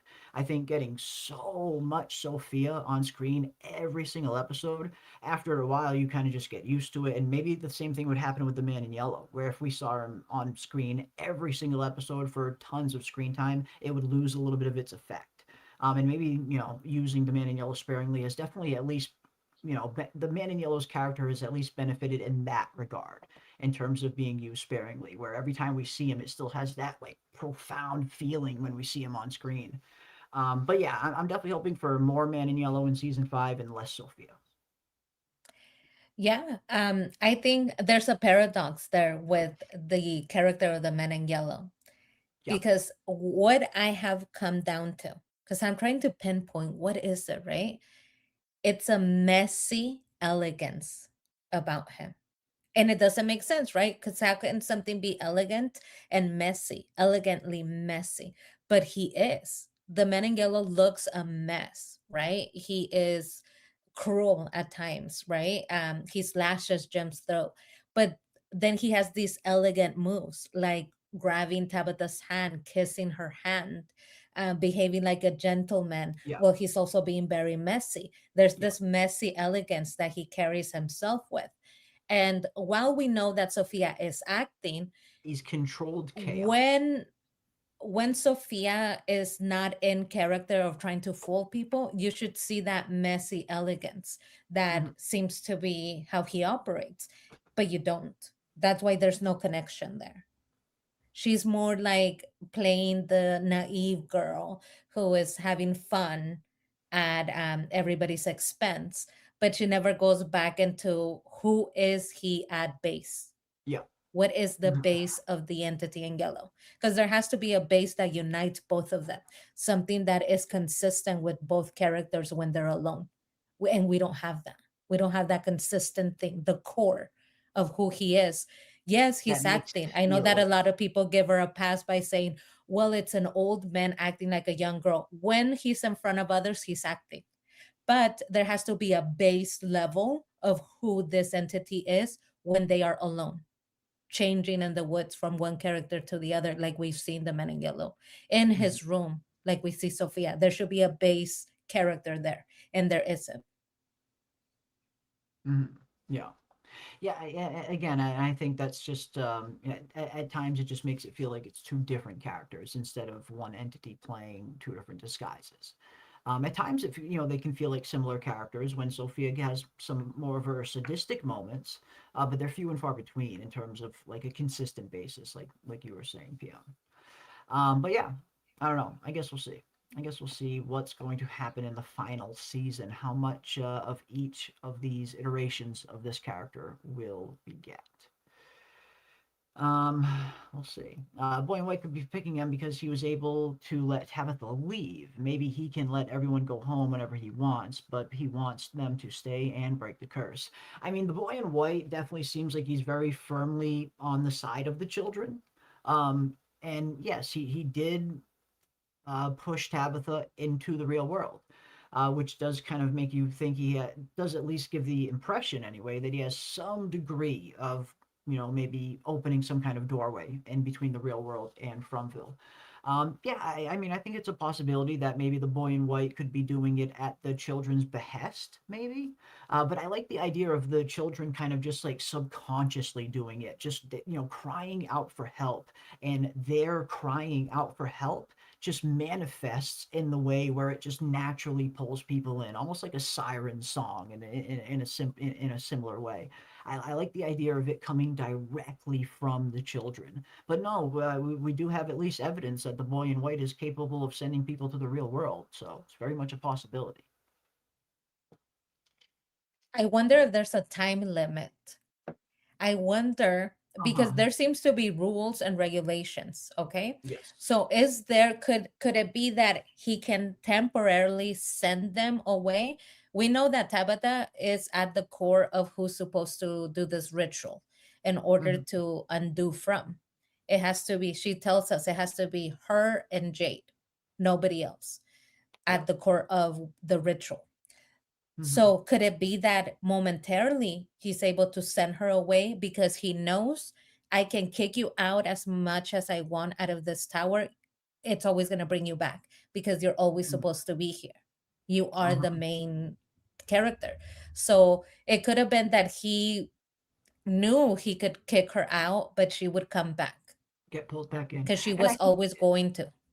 And I do think that was probably the case to a certain extent, where yes, he can push her out, but he I have to imagine he knew that she was going to get pulled back in, especially Tabitha and Jade. It seems like Tabitha and Jade in particular, the children are pulling in every single Tabitha and Jade in hopes of them getting here, remembering who they are, and saving them. So yeah, I think Tabitha was, marked, for lack of a better term, where no matter what happens, no matter how many times she goes out into the real world, she's always going to get pulled back in every single time until she completes what she's here to complete, which is saving the children. So yeah, I agree. I feel like it was just a matter of time until she got pulled back in, for sure. And I think that's the exit. I think that the tower is the exit. The lighthouse Yeah, is the exit. could very well be. Yes, because I think so. The reasoning behind is the full circle moment. We know Mhm. that in previous seasons they show you something so that you could remember and Exactly. use It's it. It's established gonna already. be Yeah, it's gonna be important for the future. it's So established. this Very was true. the little boy in white's way of showing Tabitha this lighthouse is very important. It could get you home. You come back, right? Because you have not completed the mission. But But when you once think of you how do, to get home, this yeah, is what you're going to think of. You're going to think uh-huh, of, well, how did you get to the real world? So yeah, complete whatever ritual it is. And then the door is going to be this lighthouse. I yeah. think maybe there was potentially multiple doors. Like you've said, the tree was the door. That's The why he trees, kept saying maybe. this is important. Yeah, And the lighthouse, yeah. multiple ways in and multiple ways out. Yeah, I could totally see that. And like you said, we know for sure the lighthouse is. Like the show has already established very clearly that people can get to the real world from this lighthouse. We don't exactly know the mechanism. I mean, we know the Boy in White pushed Tabitha out the window, but we don't exactly know the full mechanism as to what happened. Did some kind of just doorway just open while she was falling? We don't know. But all that matters is someone can get to the real world from the lighthouse. It's been established up until this point.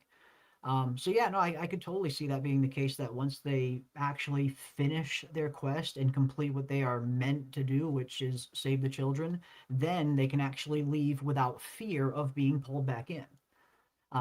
So no, I think it's very plausible, and maybe that's exactly why the show set that up. But yeah, it definitely could be. And yeah, 100% would love to see Sophia get exposed a little bit earlier on so we can get some more Doug as the man in yellow. Absolutely. Would love that. Yeah, he's got the dark fingers and teeth. It's a very interesting kind of character design, the Man in Yellow. I think that's why a lot of people really enjoy the character and the personality of the character as well, for sure. For sure. And also, who knows, witchcraft. I mean, it very much is looking like witchcraft, isn't it?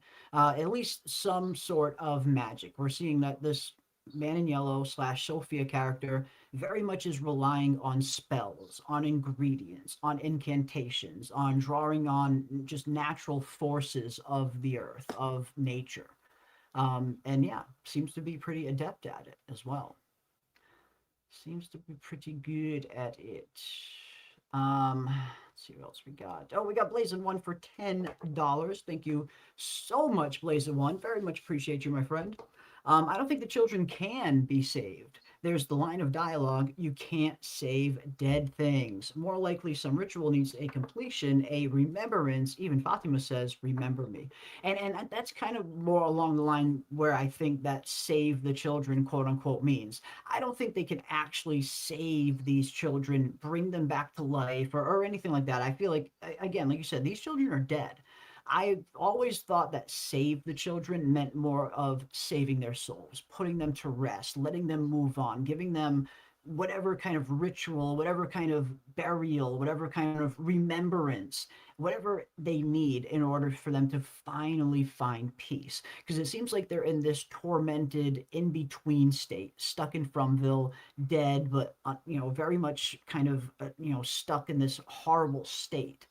Doesn't seem fun for them. So yeah, I don't ever really expect the children to be quote unquote saved in terms of brought back to life or anything like that. I feel like that's probably not where it's going. I do think it's a little bit more along the lines of something like this. Absolutely. A remembrance, a burial, a ceremony, a ritual that they need to perform to lay the children to rest so they can finally find peace. Yeah, I'm thinking it's the completing the story because I don't believe that the story has been completed. For the children, when you think about a child, their worst nightmare is this person, right? Somebody who loved them very much, telling them, I'll be right back, and then never coming back, right? That's why you get so many children that are waiting to be picked up and they're never picked up. And that is their origin story of how they felt this abandonment. So these children to me seem like they are in eternal waiting. Their parents, somebody who loved them very much, Tabitha and Jay told them, wait for me here. I'll be right back. I'll save you. Wait for me here. So they never completed that sentence. They never told the children how long to wait. They never grew up to become adults, that stop waiting. Because maybe a lot of us were told as children, wait for me here, or we waited for our parents to complete something, a promise that they made. But we grew up into adults that no longer waited. We got up and we kept them moving. But these children never grew. They stayed children. They stayed stuck in this eternal place where somebody told them, their parent told them, wait for me here. So they're just waiting. They're like, I'm just sitting here crying. As Jade says, they're crying out for us, for their mom and their dad, because they said, wait for me. I think it might just be pulling in the full circle moment of acknowledging I'm back now. And we said we were going to go to the lighthouse, take them to the lighthouse. That's why the boy in white keeps saying, go to the lighthouse to save the children. It's not that you're going to save them and they're going to come back to life.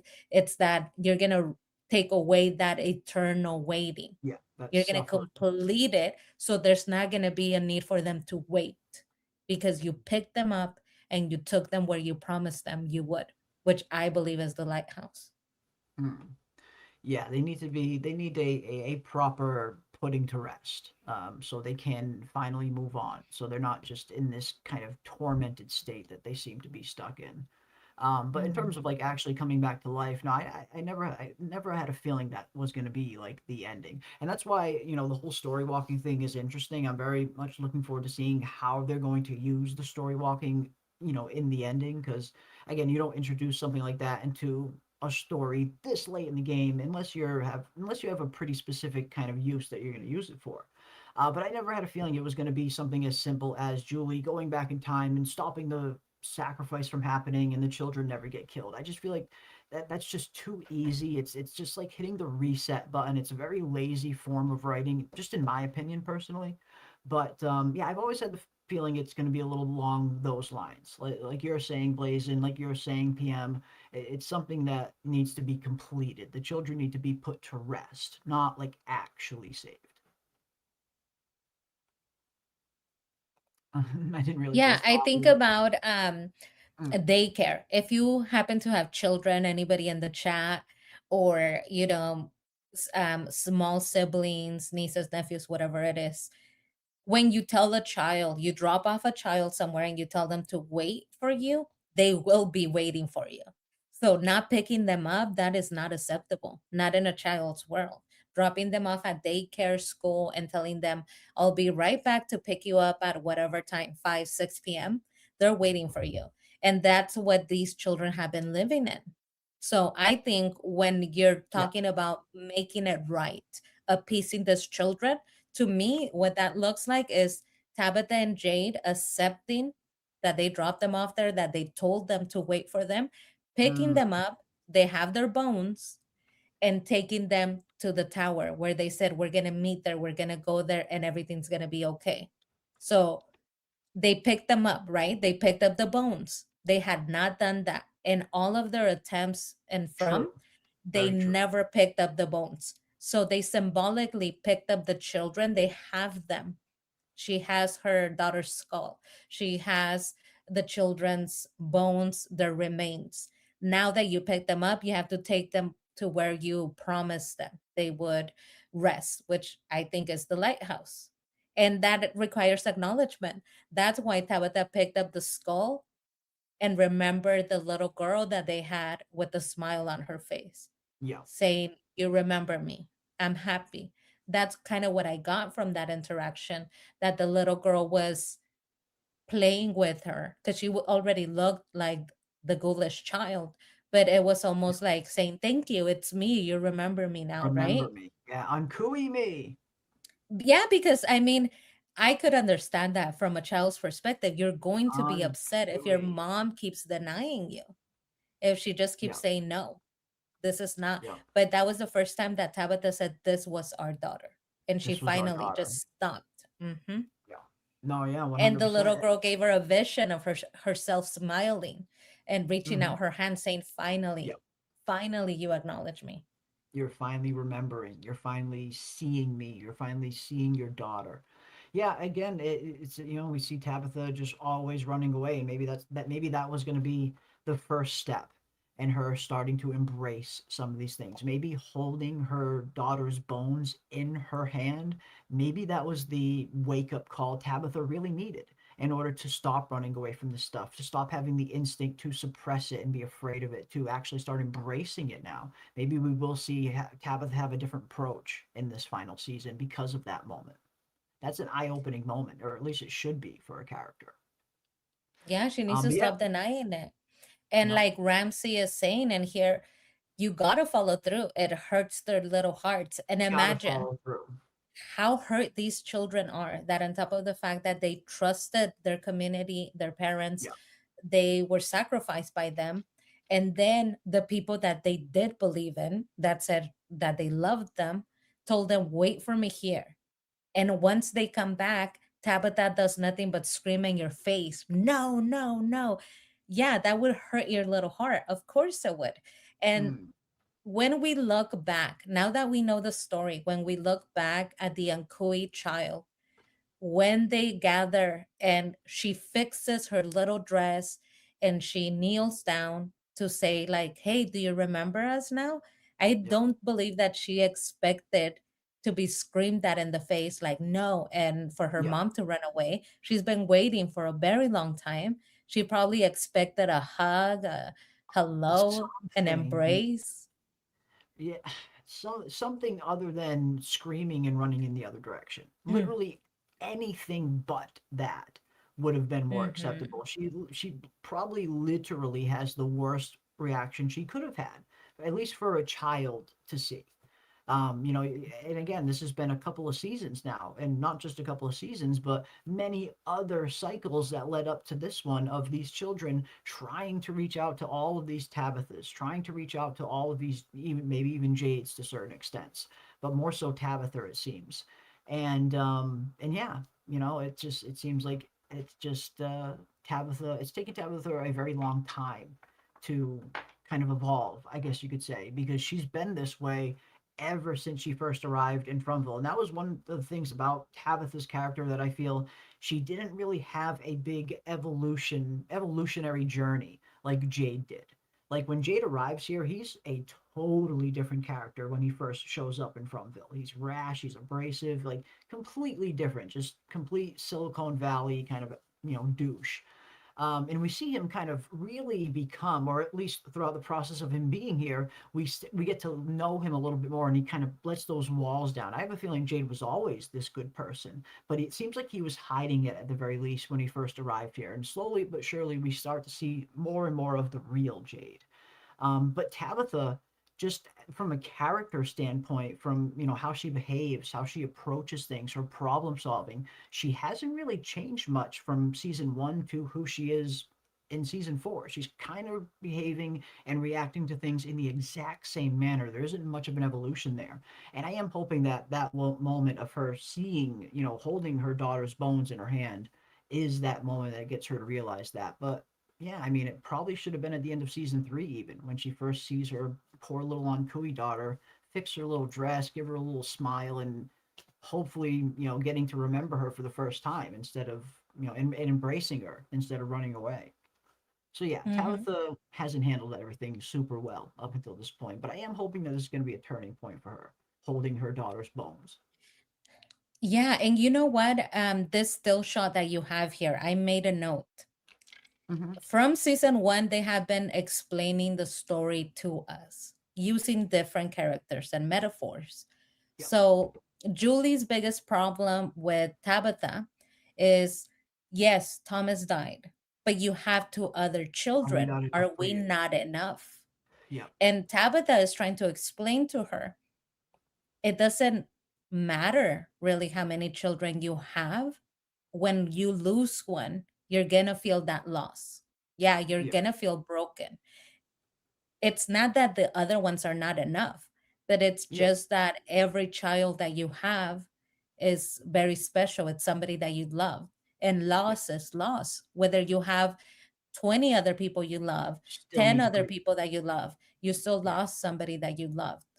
You still lost a child. So it's not that, oh, well, the ones that I have are enough. Let me forget about the one that passed away, which kind of, if you think about it, this is a metaphor for the Ankui girl. Julie is saying, we're alive. This is your life now. Are we not enough? And they're trying to explain to you, why would she care about the Ankui little daughter that she had hundreds of years ago? Because that is her child. And when you have a child, it does not matter how many more you have, it is a loss. The one that you lost will always be special. And it's not that they're not enough, the ones that are alive, but you must do something for the ones that you lost too. And so that is what it's explaining to us, why is Tabitha going to risk it?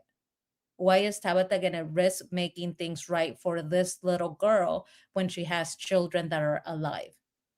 And the reason behind it is, like she explained about Thomas. When it comes to your children, it's not that they're not enough. Loss is loss. Something is broken. Yes. Yeah.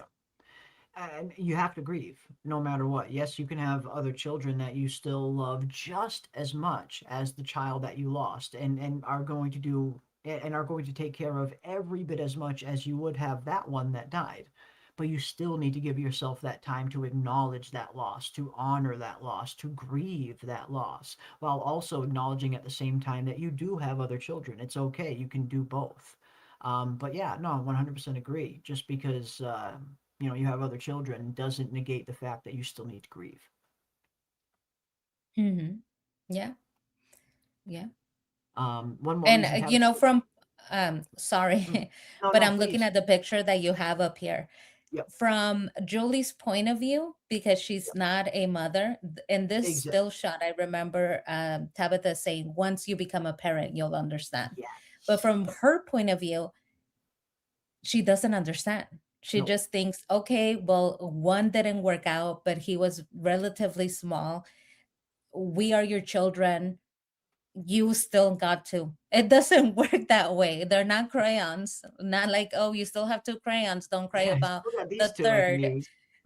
Exactly. It doesn't quite work that way. And so we kind Mm-mm. of have seen in season 4 how she has matured a little bit when it comes to that connection with Ethan, because she was a Uh-huh. little bit of a bully. She was a little bit of a bully to baby Ethan. But Julie? now that they have, Oh now yeah, that they have definitely. Ben She's in evolved. there, Yeah, yeah, she's closer to him. She cares for him. She totally. doesn't want to scare him when she fights with Tabitha. So Mm. I could understand why Ethan likes it here, because everybody is coming Yeah. closer together. Yeah. Yeah, and he even says it, at some point in season 1, I think it's like the 5th episode or so, like when they're all playing games on the kitchen table. He's like, "I love this. Like we never play games at home as a family." So yeah, from the children's point of view, they're seeing something and feeling something totally different than Tabitha is, with Tabitha being a parent. Like you said, Julie's not a parent. That it's exactly why she mentions that to her here. Like you'll get it one day. But yeah, just because you have other children doesn't mean that you are still not going to grieve the one that you lost. That's just natural. You have to grieve. But yeah.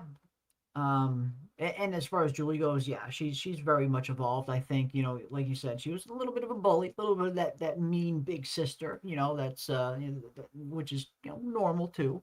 But she's very, very protective over Ethan now. I couldn't in a million years see, Julie doing now, like what she did to Ethan when we first meet the characters, when she's telling the story and killing poor Norman on him. Like I couldn't picture Killing this his Julie. little dolls. Yeah, killing his little finger puppets.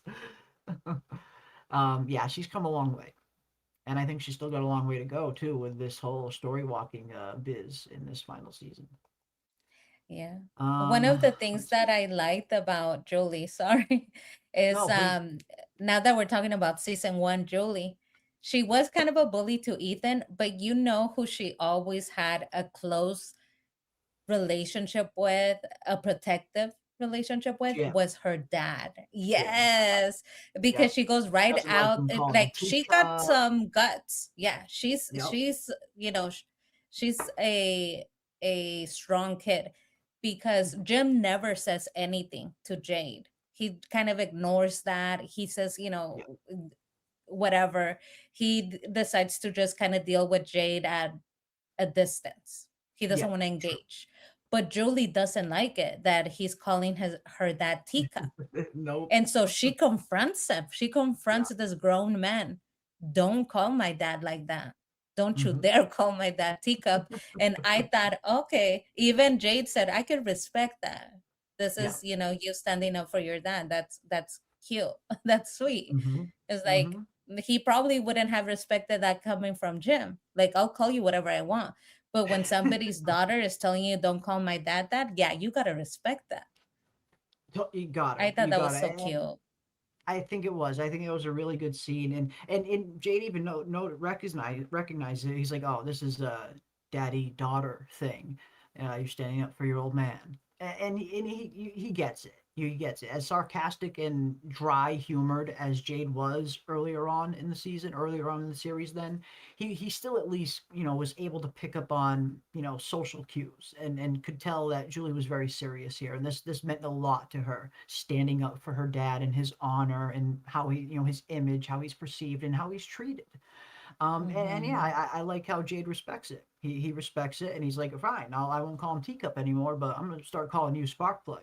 And then he proceeds to never call her Sparkplug ever again for the remainder of the series. But yeah, it was a Never good scene. calls him teacup either. Never He Teacup follows either. through. He does. Never He do you listens. hear him calling him teacup. He No, calls him Jim. very And true. it's so cute. It's this tiny little thing coming up to this grown man saying, "Don't you dare! You respect my dad," because You she loves her respect my dad. dad. It's You so respect my dad. sweet. It's super It's so sweet. It's super cute. cute. Yeah, it is. Hmm. It's that natural instinct that even a child has to protect their parent. When usually it's the opposite. It's role reversal. But even children want to protect their parents, and Hmm. yeah, it's super cute. Super cute. Oh yeah. But yeah, definitely a point for Julie there. She stepped up and got rid of the teacup name before it stuck. That name was going to stick. That name was It going was to gonna stick. stick. It was Teacup gonna Jim stick. was here to stay if it wasn't for Julie. Oh yeah, and it would have escalated. Honestly, I believe that it would have escalated with Jade, because they were not getting along and it was escalating. Yep. Jim wanted to physically hurt him, but from there At on, it times kind he of did. cools down. Yeah, it kind of cools down because he notices, oh, wait a They minute, he start has a working better family together. here. Because Mm, Jay doesn't have a family. He could yep. be beat up or beat up anybody. He doesn't have his best friend. He's all alone there. But if he gets True. into a fight with Jim, Jim has two little kids that care for him, that worry for him. So it does kind of change that. But yeah, children are so cute to want to protect their parents. My baby, when I scream at my husband, she will tell me, she just told me today, hey, she will scream, hey, that's not right. Hey, that ain't right. Don't scream at it. It's like, oh, who are you? Like, oh, okay, okay. Don't scream at It's super him. cute. It is. It's too cute. Too cute. Yeah, children want to protect their parents just as much as parents want to protect their children. It's that familial tie, and it's one of the strongest emotions in the world. But yeah, Julie was good for stepping up in that moment. Good for her. But yeah, let's see what else we got. Even if she doesn't feel close to the child, I mean, it's children who went through the worst. Empathy should be there at minimum. And I think Jade has that empathy in that moment. Where he could have easily behaved or reacted to that callously. He could have kind of had a little bit more of that dry humor that he's very well known for in that first season, but he doesn't. It's like he kind of recognizes and can feel the words that Julie's kind of saying in that moment, and he respects it. So I point to Jade as well. Point to Jade. Real talk, for a while I found both Jim and Tabby to be annoying and Julie to be a brat. I don't think you're alone, Sherry Ann. I think I mean I think these characters, at least Jim and Julie in particular, those characters change quite a lot from who they are when they first arrive here in Fromville to who they are at the end of season 3 in Jim's case and in season 4 in Julie's case. These characters do evolve over time. And again, just like how some people really hated Jade in the beginning and love Jade now, these characters go on these journeys where they start off as one thing and they end up something totally different. And it's happened to, I'm sure, all of us plenty of times where we start off watching a show hating a certain character and then end up loving that character by the end of the show. Or the complete opposite. You start off liking a character a lot and then slowly you start fucking hating that character. It happens. It happens. So no, I don't think you're alone there, Sherry Ann. Yeah, you know who it makes me think of? Randall. So Randall came in there like a firecracker. It Mm-hmm. People were thinking, oh, Randall's gonna go dark, right? But then he Yep. starts helping everybody. He Yep. redeems himself. So Yep. Tabitha might have a redemption where in season 5 she stops Mm-hmm. all of this nonsense and she's Mm-hmm. willing to sacrifice herself. She's willing to lead, the voyage, lead the ritual, to be more of a leader in this whole thing, whether they have to sacrifice or they have to go on this journey, because so far she has been just sedentary. She's not looking for answers too hard. When she finds something she doesn't like, it seems like she kind of stops, because like I said, and we talked about this before, if the children have the answer and they're showing up to you, go look for them. Ask them, Mm-hmm. what do you Yep. need? What's your unfinished business? I mean, it's Ghost 101, guys. If you ever come across a ghost 101, give them a burial. If they say, no, that's not my unfinished business, okay, Ghost 101, what's your unfinished business? What do you need me to do for you? And she didn't follow it. She didn't go up to them and say, hey, guys, what do you need? You keep bothering me. What can I do for you? She knows. She knows to do that. She does. She does. And yeah, I mean, it's very interesting to see where these characters start off and where they should end. And yeah, Jade could be an a-hole. His ego needed a bit deflating, but his life was charmed. But he lived a charmed life in many ways. He did. I mean, he seemed like, again, rich guy, millionaire, tech guru. He did. He did indeed. Let's see what else we got. Yeah. Oh, okay. Here we go. Yeah. Why is calling someone teacup supposed to be mean anyway? Well, in this instance, it's all due to Jim's background and Jim's job.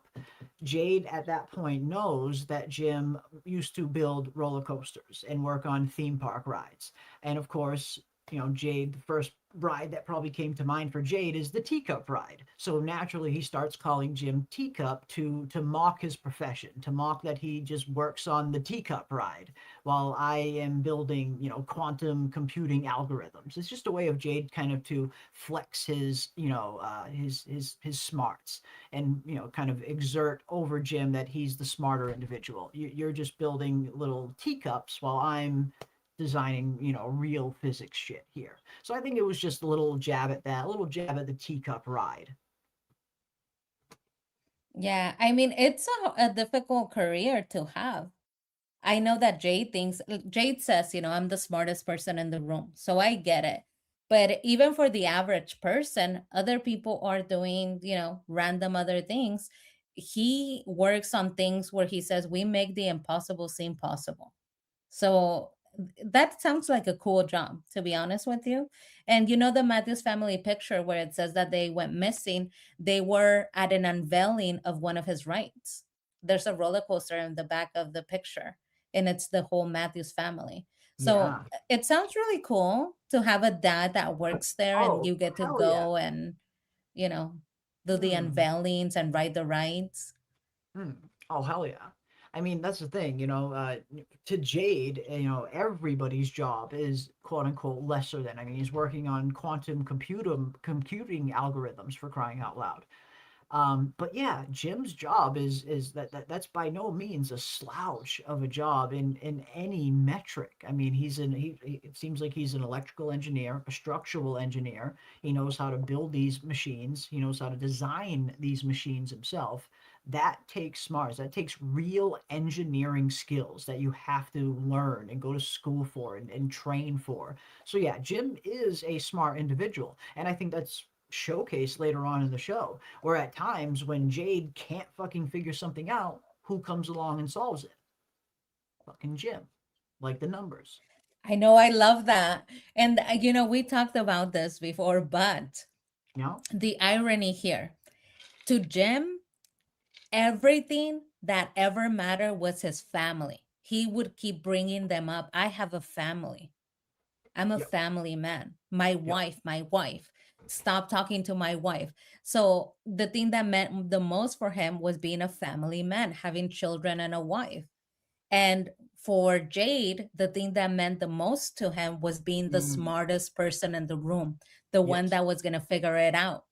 By the end of season, what is it, 2? 3? When their story concludes, Jim and Jade, Jim ends up being the one that solves the equation, the numbers that Jade has been working on all through the seasons.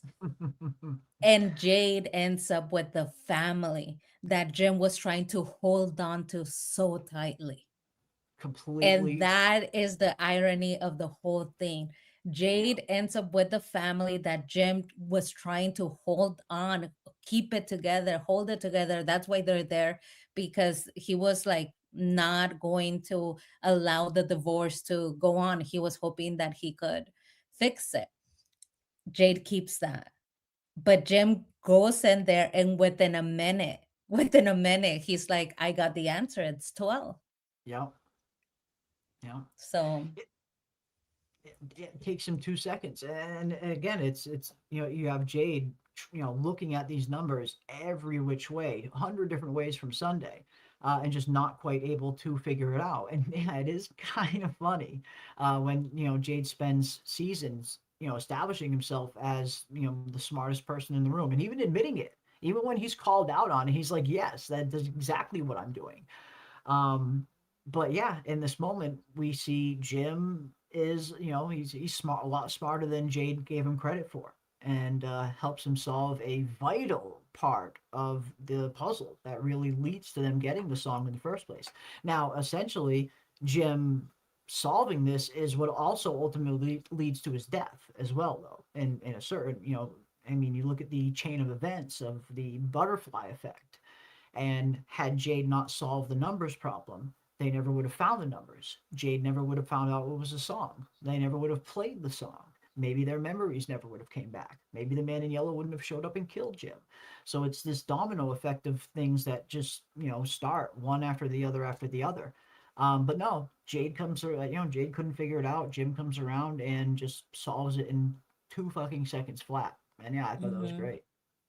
Yeah, I think that's why the men in yellow killed Jim, because really He's a everything threat. was at a standstill. He's the one that figured it out.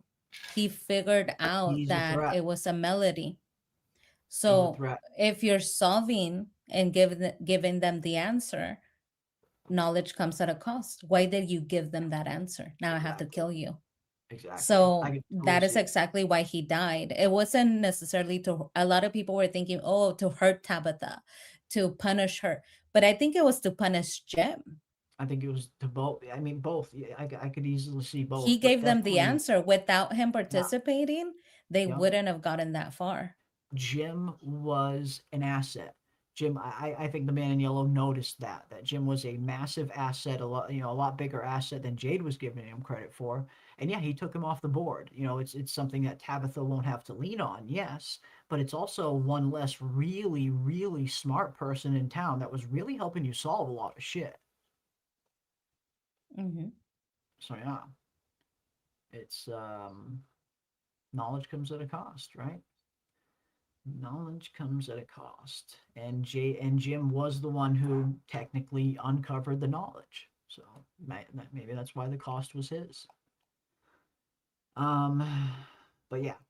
And again, I think that's why overall, that's why I very much missed Jim's presence in season 4. Very much missed Jim's presence.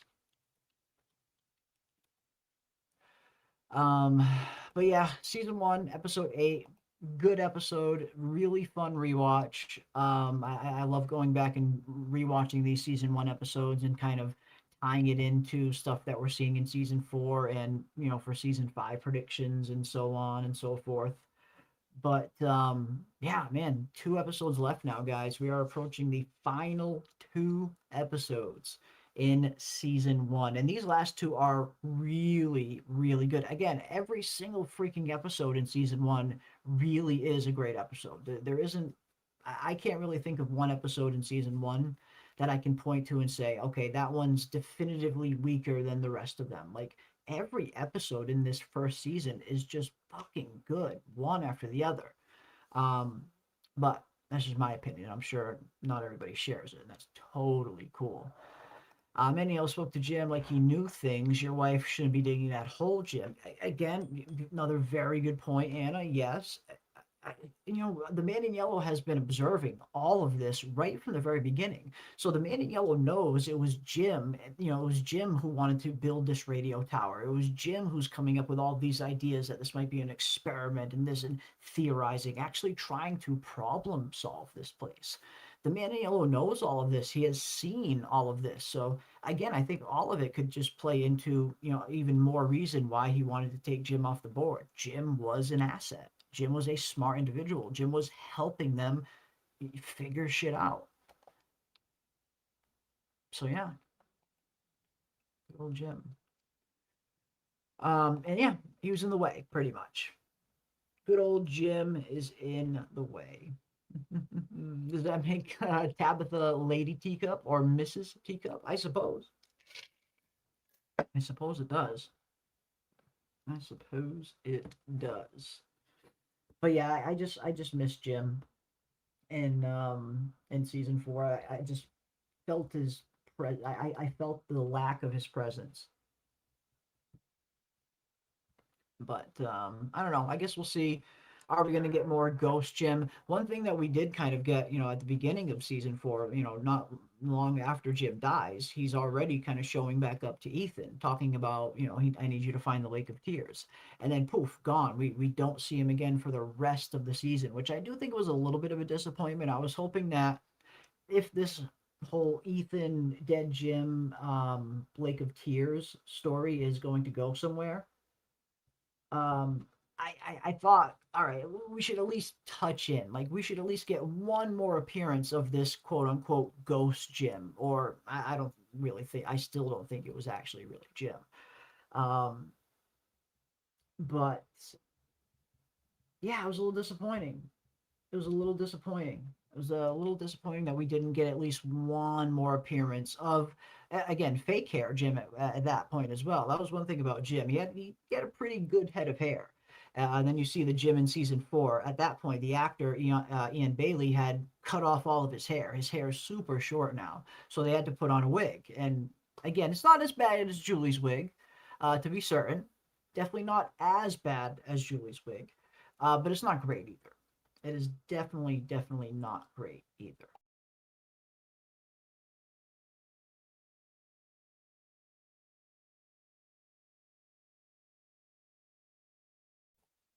But yeah, man, poor Jim. Poor Jim. But let me know what you guys think. Will we get a continuation of that storyline in season 5? And I think that's one thing that we do need an answer on. I think Jade brought up an interesting possibility, if nothing else. When Tabitha's telling Jade that Ethan saw Jim, Jade comes up with the idea that this might just all be in his head.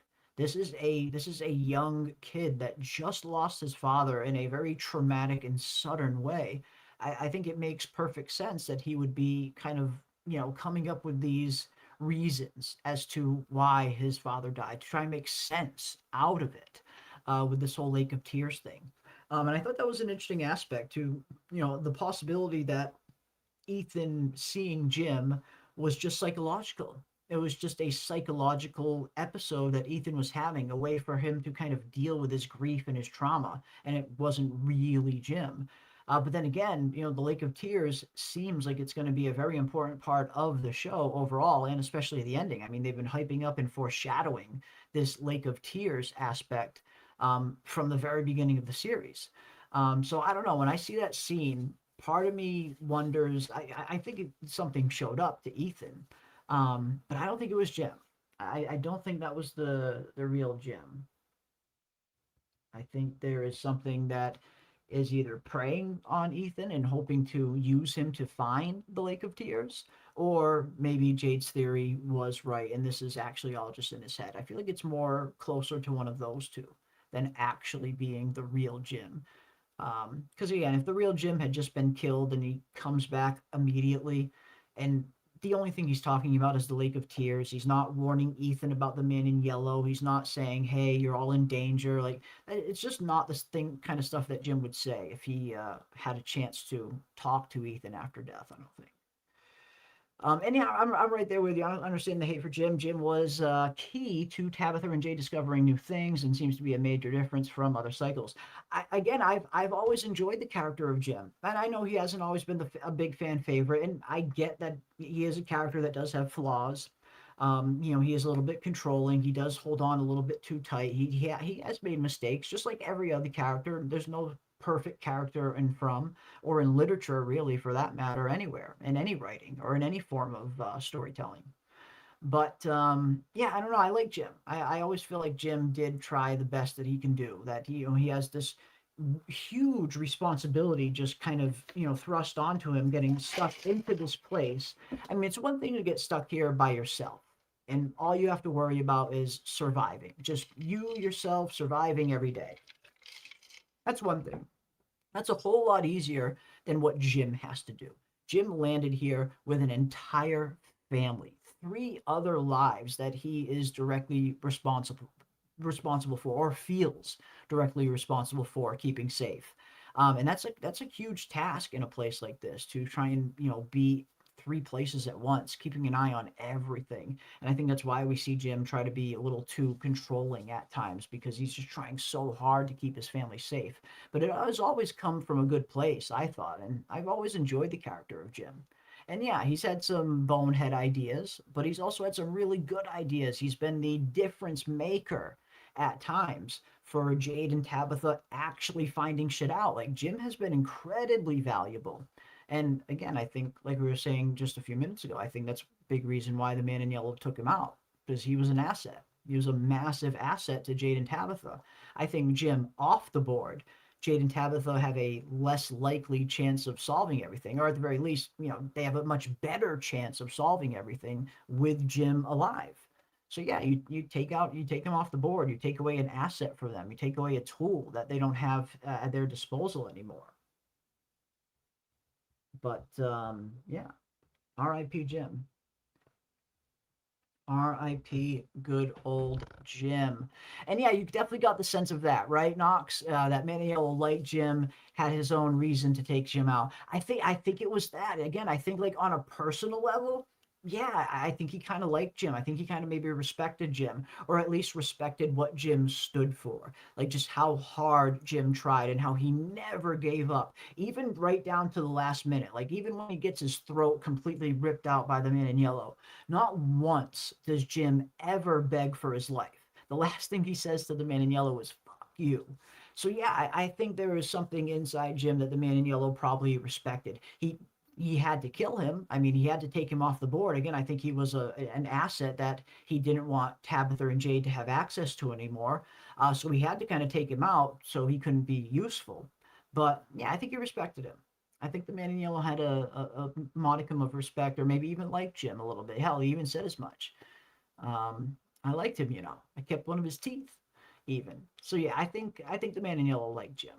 I think he respected Jim, or at least what Jim stood for. But yeah, Ghost Jim could be Ethan's imagination. Very well could be. Again, it's very easy for a child's subconscious to play tricks on it, and to manifest something like this. A child's mind that isn't super capable yet of dealing with those very complex emotions of grief, of trauma, of depression, of losing a loved one. Like, a young mind just isn't super equipped to handle that. So you could see that kind of grief manifesting in so many different ways for a child, up to and very much including an episode like that, where Ethan actually thinks that he's seeing his dead father come back to him, and giving him this very special and secret quest that he needs to complete that will save the day. Of course, Ethan would want something like that to happen. It's manifest destiny at that point. Like, it's the ideal situation for someone like Ethan, for something like this to happen. And that does lend it a little bit more towards it potentially just being his imagination. So I do think that's a possibility. I do. I think Jade brings up a very valid possibility when he says that to Tabitha. But then again, it's also possible that something did come to him. And if something did come to him, I don't think it was the real Jim. I do think it was either the Man in Yellow trying to find the Lake of Tears, or something else that wants to find the Lake of Tears. It wasn't really Jim. That's one thing. That's the only thing I'm kind of sure of. But we'll see. We'll see.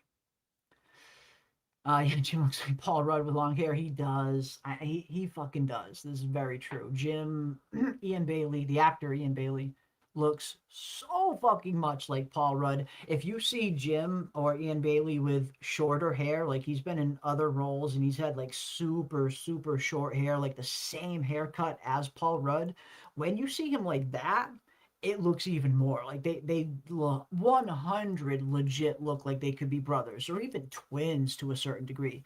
Again, it's kind of hard to tell here when Jim has the long hair, but if you look at some older pictures of Ian Bailey, of some of the other roles that he was in, and you put them side by side with some of Paul Rudd's, You'll see it. I promise you, you will fucking see it.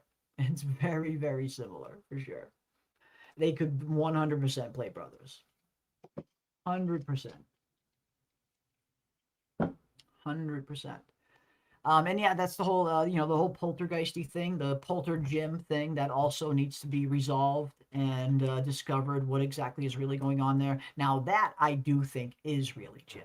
When it comes to the cabinets opening and closing and all this stuff kind of moving around in a very chaotic manner, we see that happening twice. In both instances, it's happening to the Matthews family. It's following the Matthews family, where the first time it happens in their home at night, in their kitchen. We see these things just flying around. And that happens literally right after Jim gets killed, too, by the man in yellow. Like, Jim literally just got killed that day. We are later on that night, and this is when we get the first instance of this poltergeist-like activity. I think Polter Jim is very much a real theory. I do think it was the real Jim. And then again, a few episodes later, we see Ethan and Julie in the colony house, in the kitchen. And the same thing happens again, where all these cabinets start opening and closing and things fly around the room. That I do think is the real Jim. I think that's the spirit, the energy of the real Jim, trying to reach out to them, trying to communicate with them in any way he possibly can to warn them, to let them know what's going on, what happened to him, who this man in yellow is, what he, everything that he knows. It just felt that way. It just felt like that was Polter Jim. I like the Polter Jim theory. I think it's going to be really, we're going to find out that it's really him. But that's the only Jim I think is real. The Jim that came up to Ethan, I don't think that was the real Jim, if there was anybody even there at all, and it wasn't just Ethan's imagination. But I don't know. I guess we'll see. Jim had to put up with Tabby. Oh man. Jim gave Tabitha and Jade all the answers. I mean, he definitely helped them solve a lot of them, didn't he? Like, he did. He was very instrumental in solving a lot of these puzzles, or at the very least, helping them solve a lot of these puzzles, if he didn't outright solve them himself, like he did with the bottle numbers. Yeah, he's been valuable. He's been very valuable. He's been vital, one could even argue. I second that, Blazin'. I third it too. I mean, I can't lie. I thought the loss of Jim would propel the story of Jade and Tabitha, but it didn't seem that way. Yeah, and I think that was a question a lot of people had, South-Facing Lad, heading into that fourth season. With that reveal, again, we do get that reveal at the end of season 3, where we find out Jade and Tabitha are these star-crossed soulmates that are reincarnated generation after generation after generation, because the original two were husband and wife that had a child that was sacrificed. So yeah, when I think when a lot of people saw Jim get killed, I think naturally a lot were wondering, okay, is this going to open up the door for some kind of romance between Jade and Tabitha? And I don't know, me personally, I never had a feeling it was going to go there, and I still don't. I just don't think that's going to happen.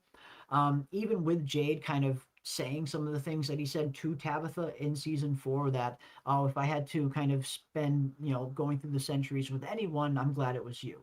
And even some of the other things that the actor playing Jade says in some of the interviews that he does, where the character of Jade doesn't just remember all the lives that he's lived, doesn't just remember being Tabitha's wife, he feels it, the feeling of loving her. Does have feelings for Tabitha, but I don't think he'll ever act on them, and I don't think Tabitha will ever act on hers. So yeah, but I think that was a huge question, though, heading into the 4th season. Will Jade and Tabitha become a thing? I just don't think they will. Again, I could be wrong. I could very well be wrong, and we'll see something like that happen in season 5. But I just don't see it happening. I don't know. I could very well be wrong, though. We've got other ghost figures in the show behaving a little off.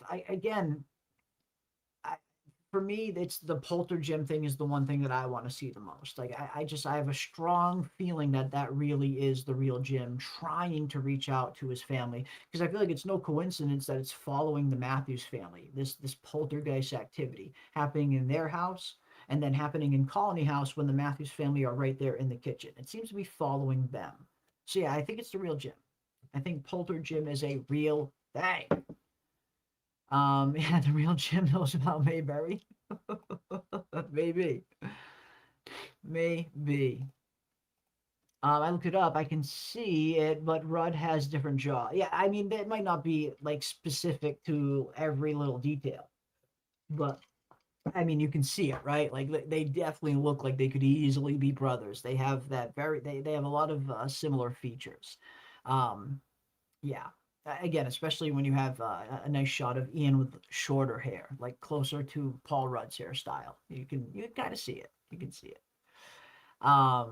I think it's Storywalker Julie opening the cabinets. Ooh, interesting. Now that's the thing with the story walking Julie. I mean, that would indicate that at some point when Julie, masters her story walking ability, she gets to the point where she can become invisible and not seen. Because up until now, that's not the case. When Julie story walks to other places, people and things can very much see her. They can interact with her. They can harm her even. And we saw that in season 4 when Julie goes back to that moment in season 2 when Boyd is using the bile bullets outside the RV and they're shooting at the monsters. One of the monsters literally grabs Julie and almost kills her if it wasn't for Randall pulling her out of the story walking kind of moment.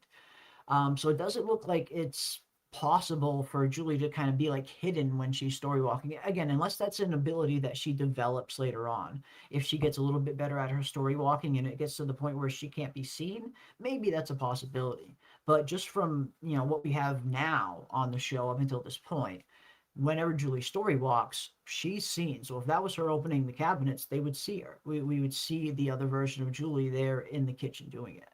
And that's what leads me to believe it's Jim, most likely. Like, this is probably the real Jim, because from what we can tell, there's a lot of people that have died here in Fromville, and their energy seems to linger. That we've very much been getting that foreshadowing.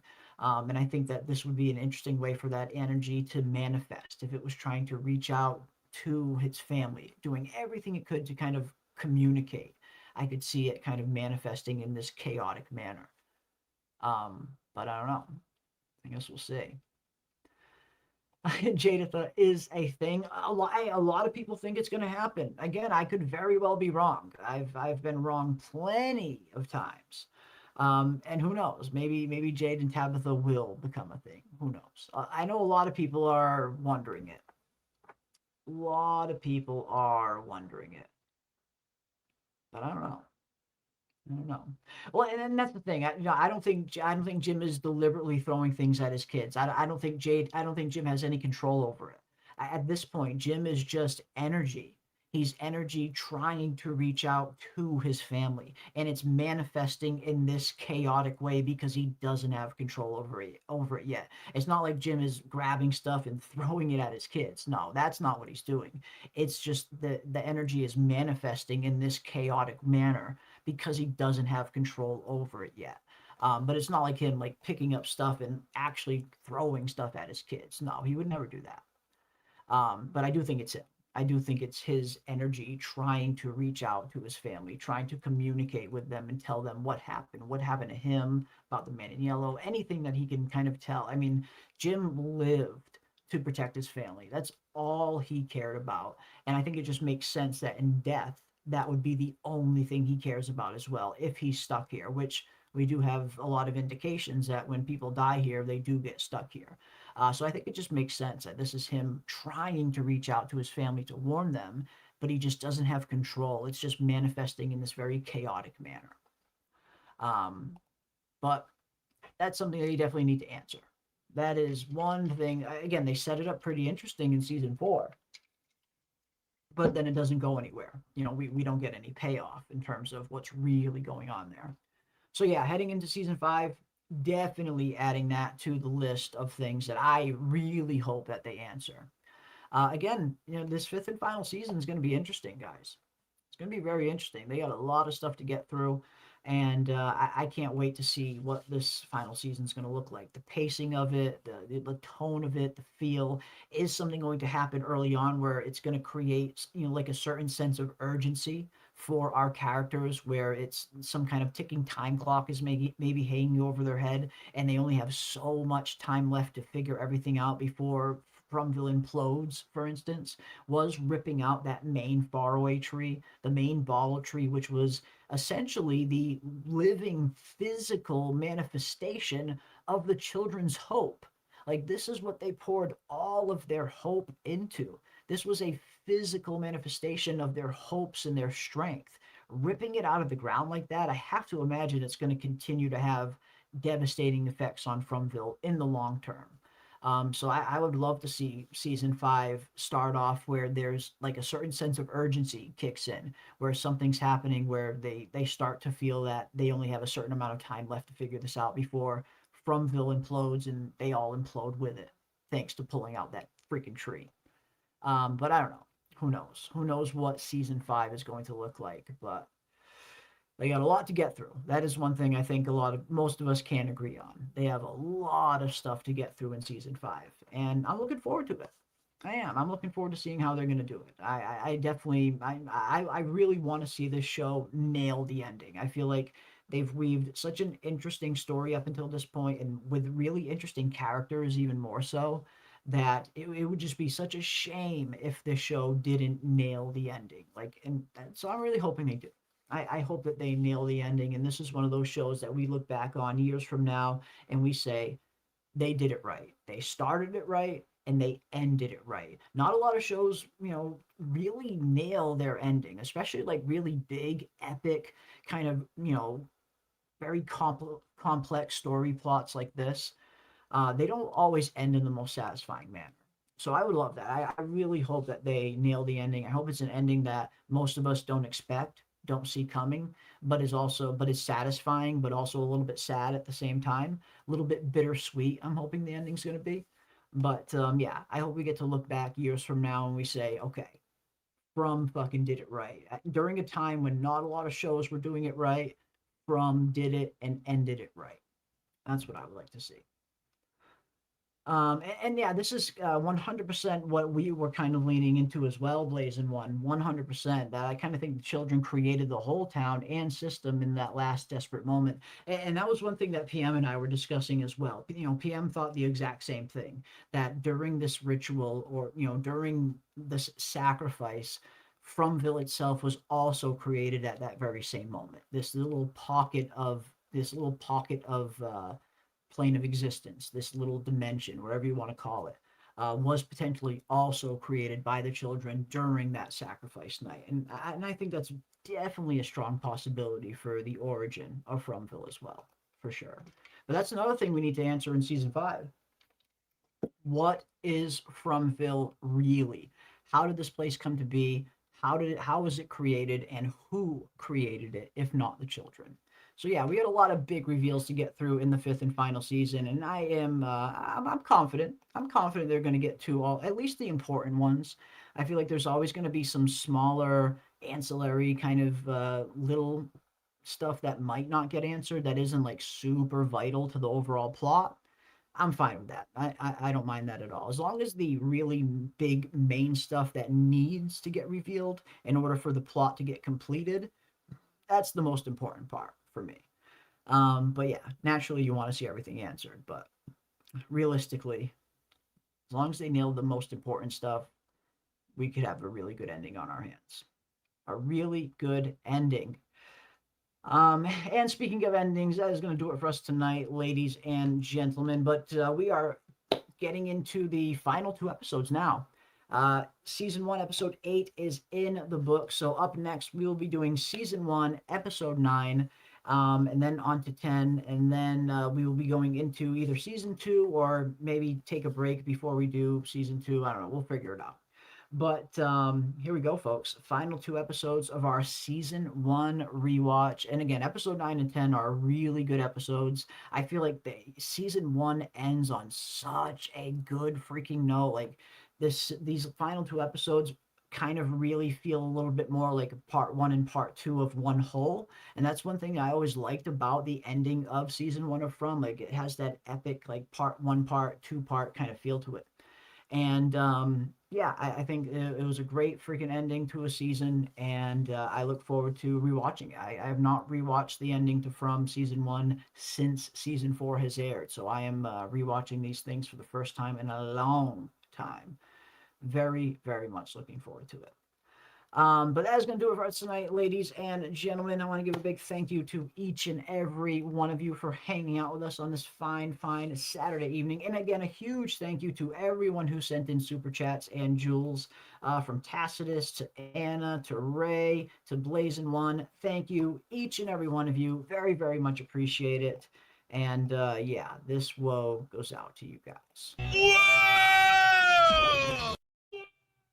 Whoa, whoa, whoa. But that's going to do it for us tonight. Again, we'll be live for our recap and rewatch and discussion for season 1, episode 9 next in a few days. And then, of course, we'll get into episode 10. And along the way, also continue to do our season 5 predictions and theories based on all of the new stuff that we're seeing on this rewatch. And it's been fun. I feel like we've collectively as a whole, everybody in the chat and us, I feel like we've collectively come up with some pretty interesting new theories just during these rewatches alone pertaining to season 5. So that has been tons of fun. And you guys are, as always, clever as hell. But that's going to do it for us tonight. Again, ladies and gents, be safe out there, and I will see each and every one of you on the next one. Cheers. Okay, ding-dongs. If you don't subscribe to Jeremy Ice and Fire, you're going to spend the night in the box.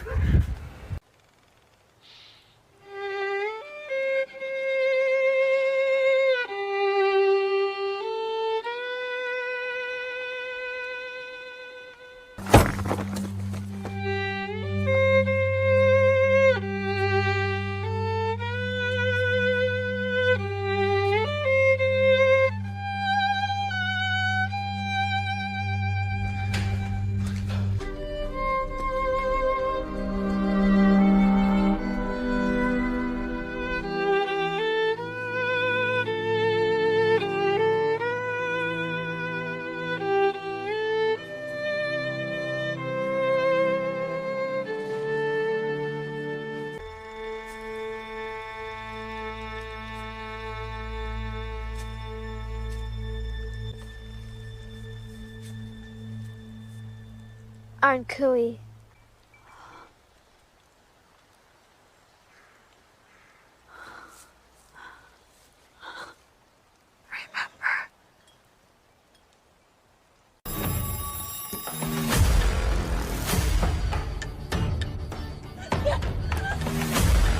I think this is when it happened. Okay.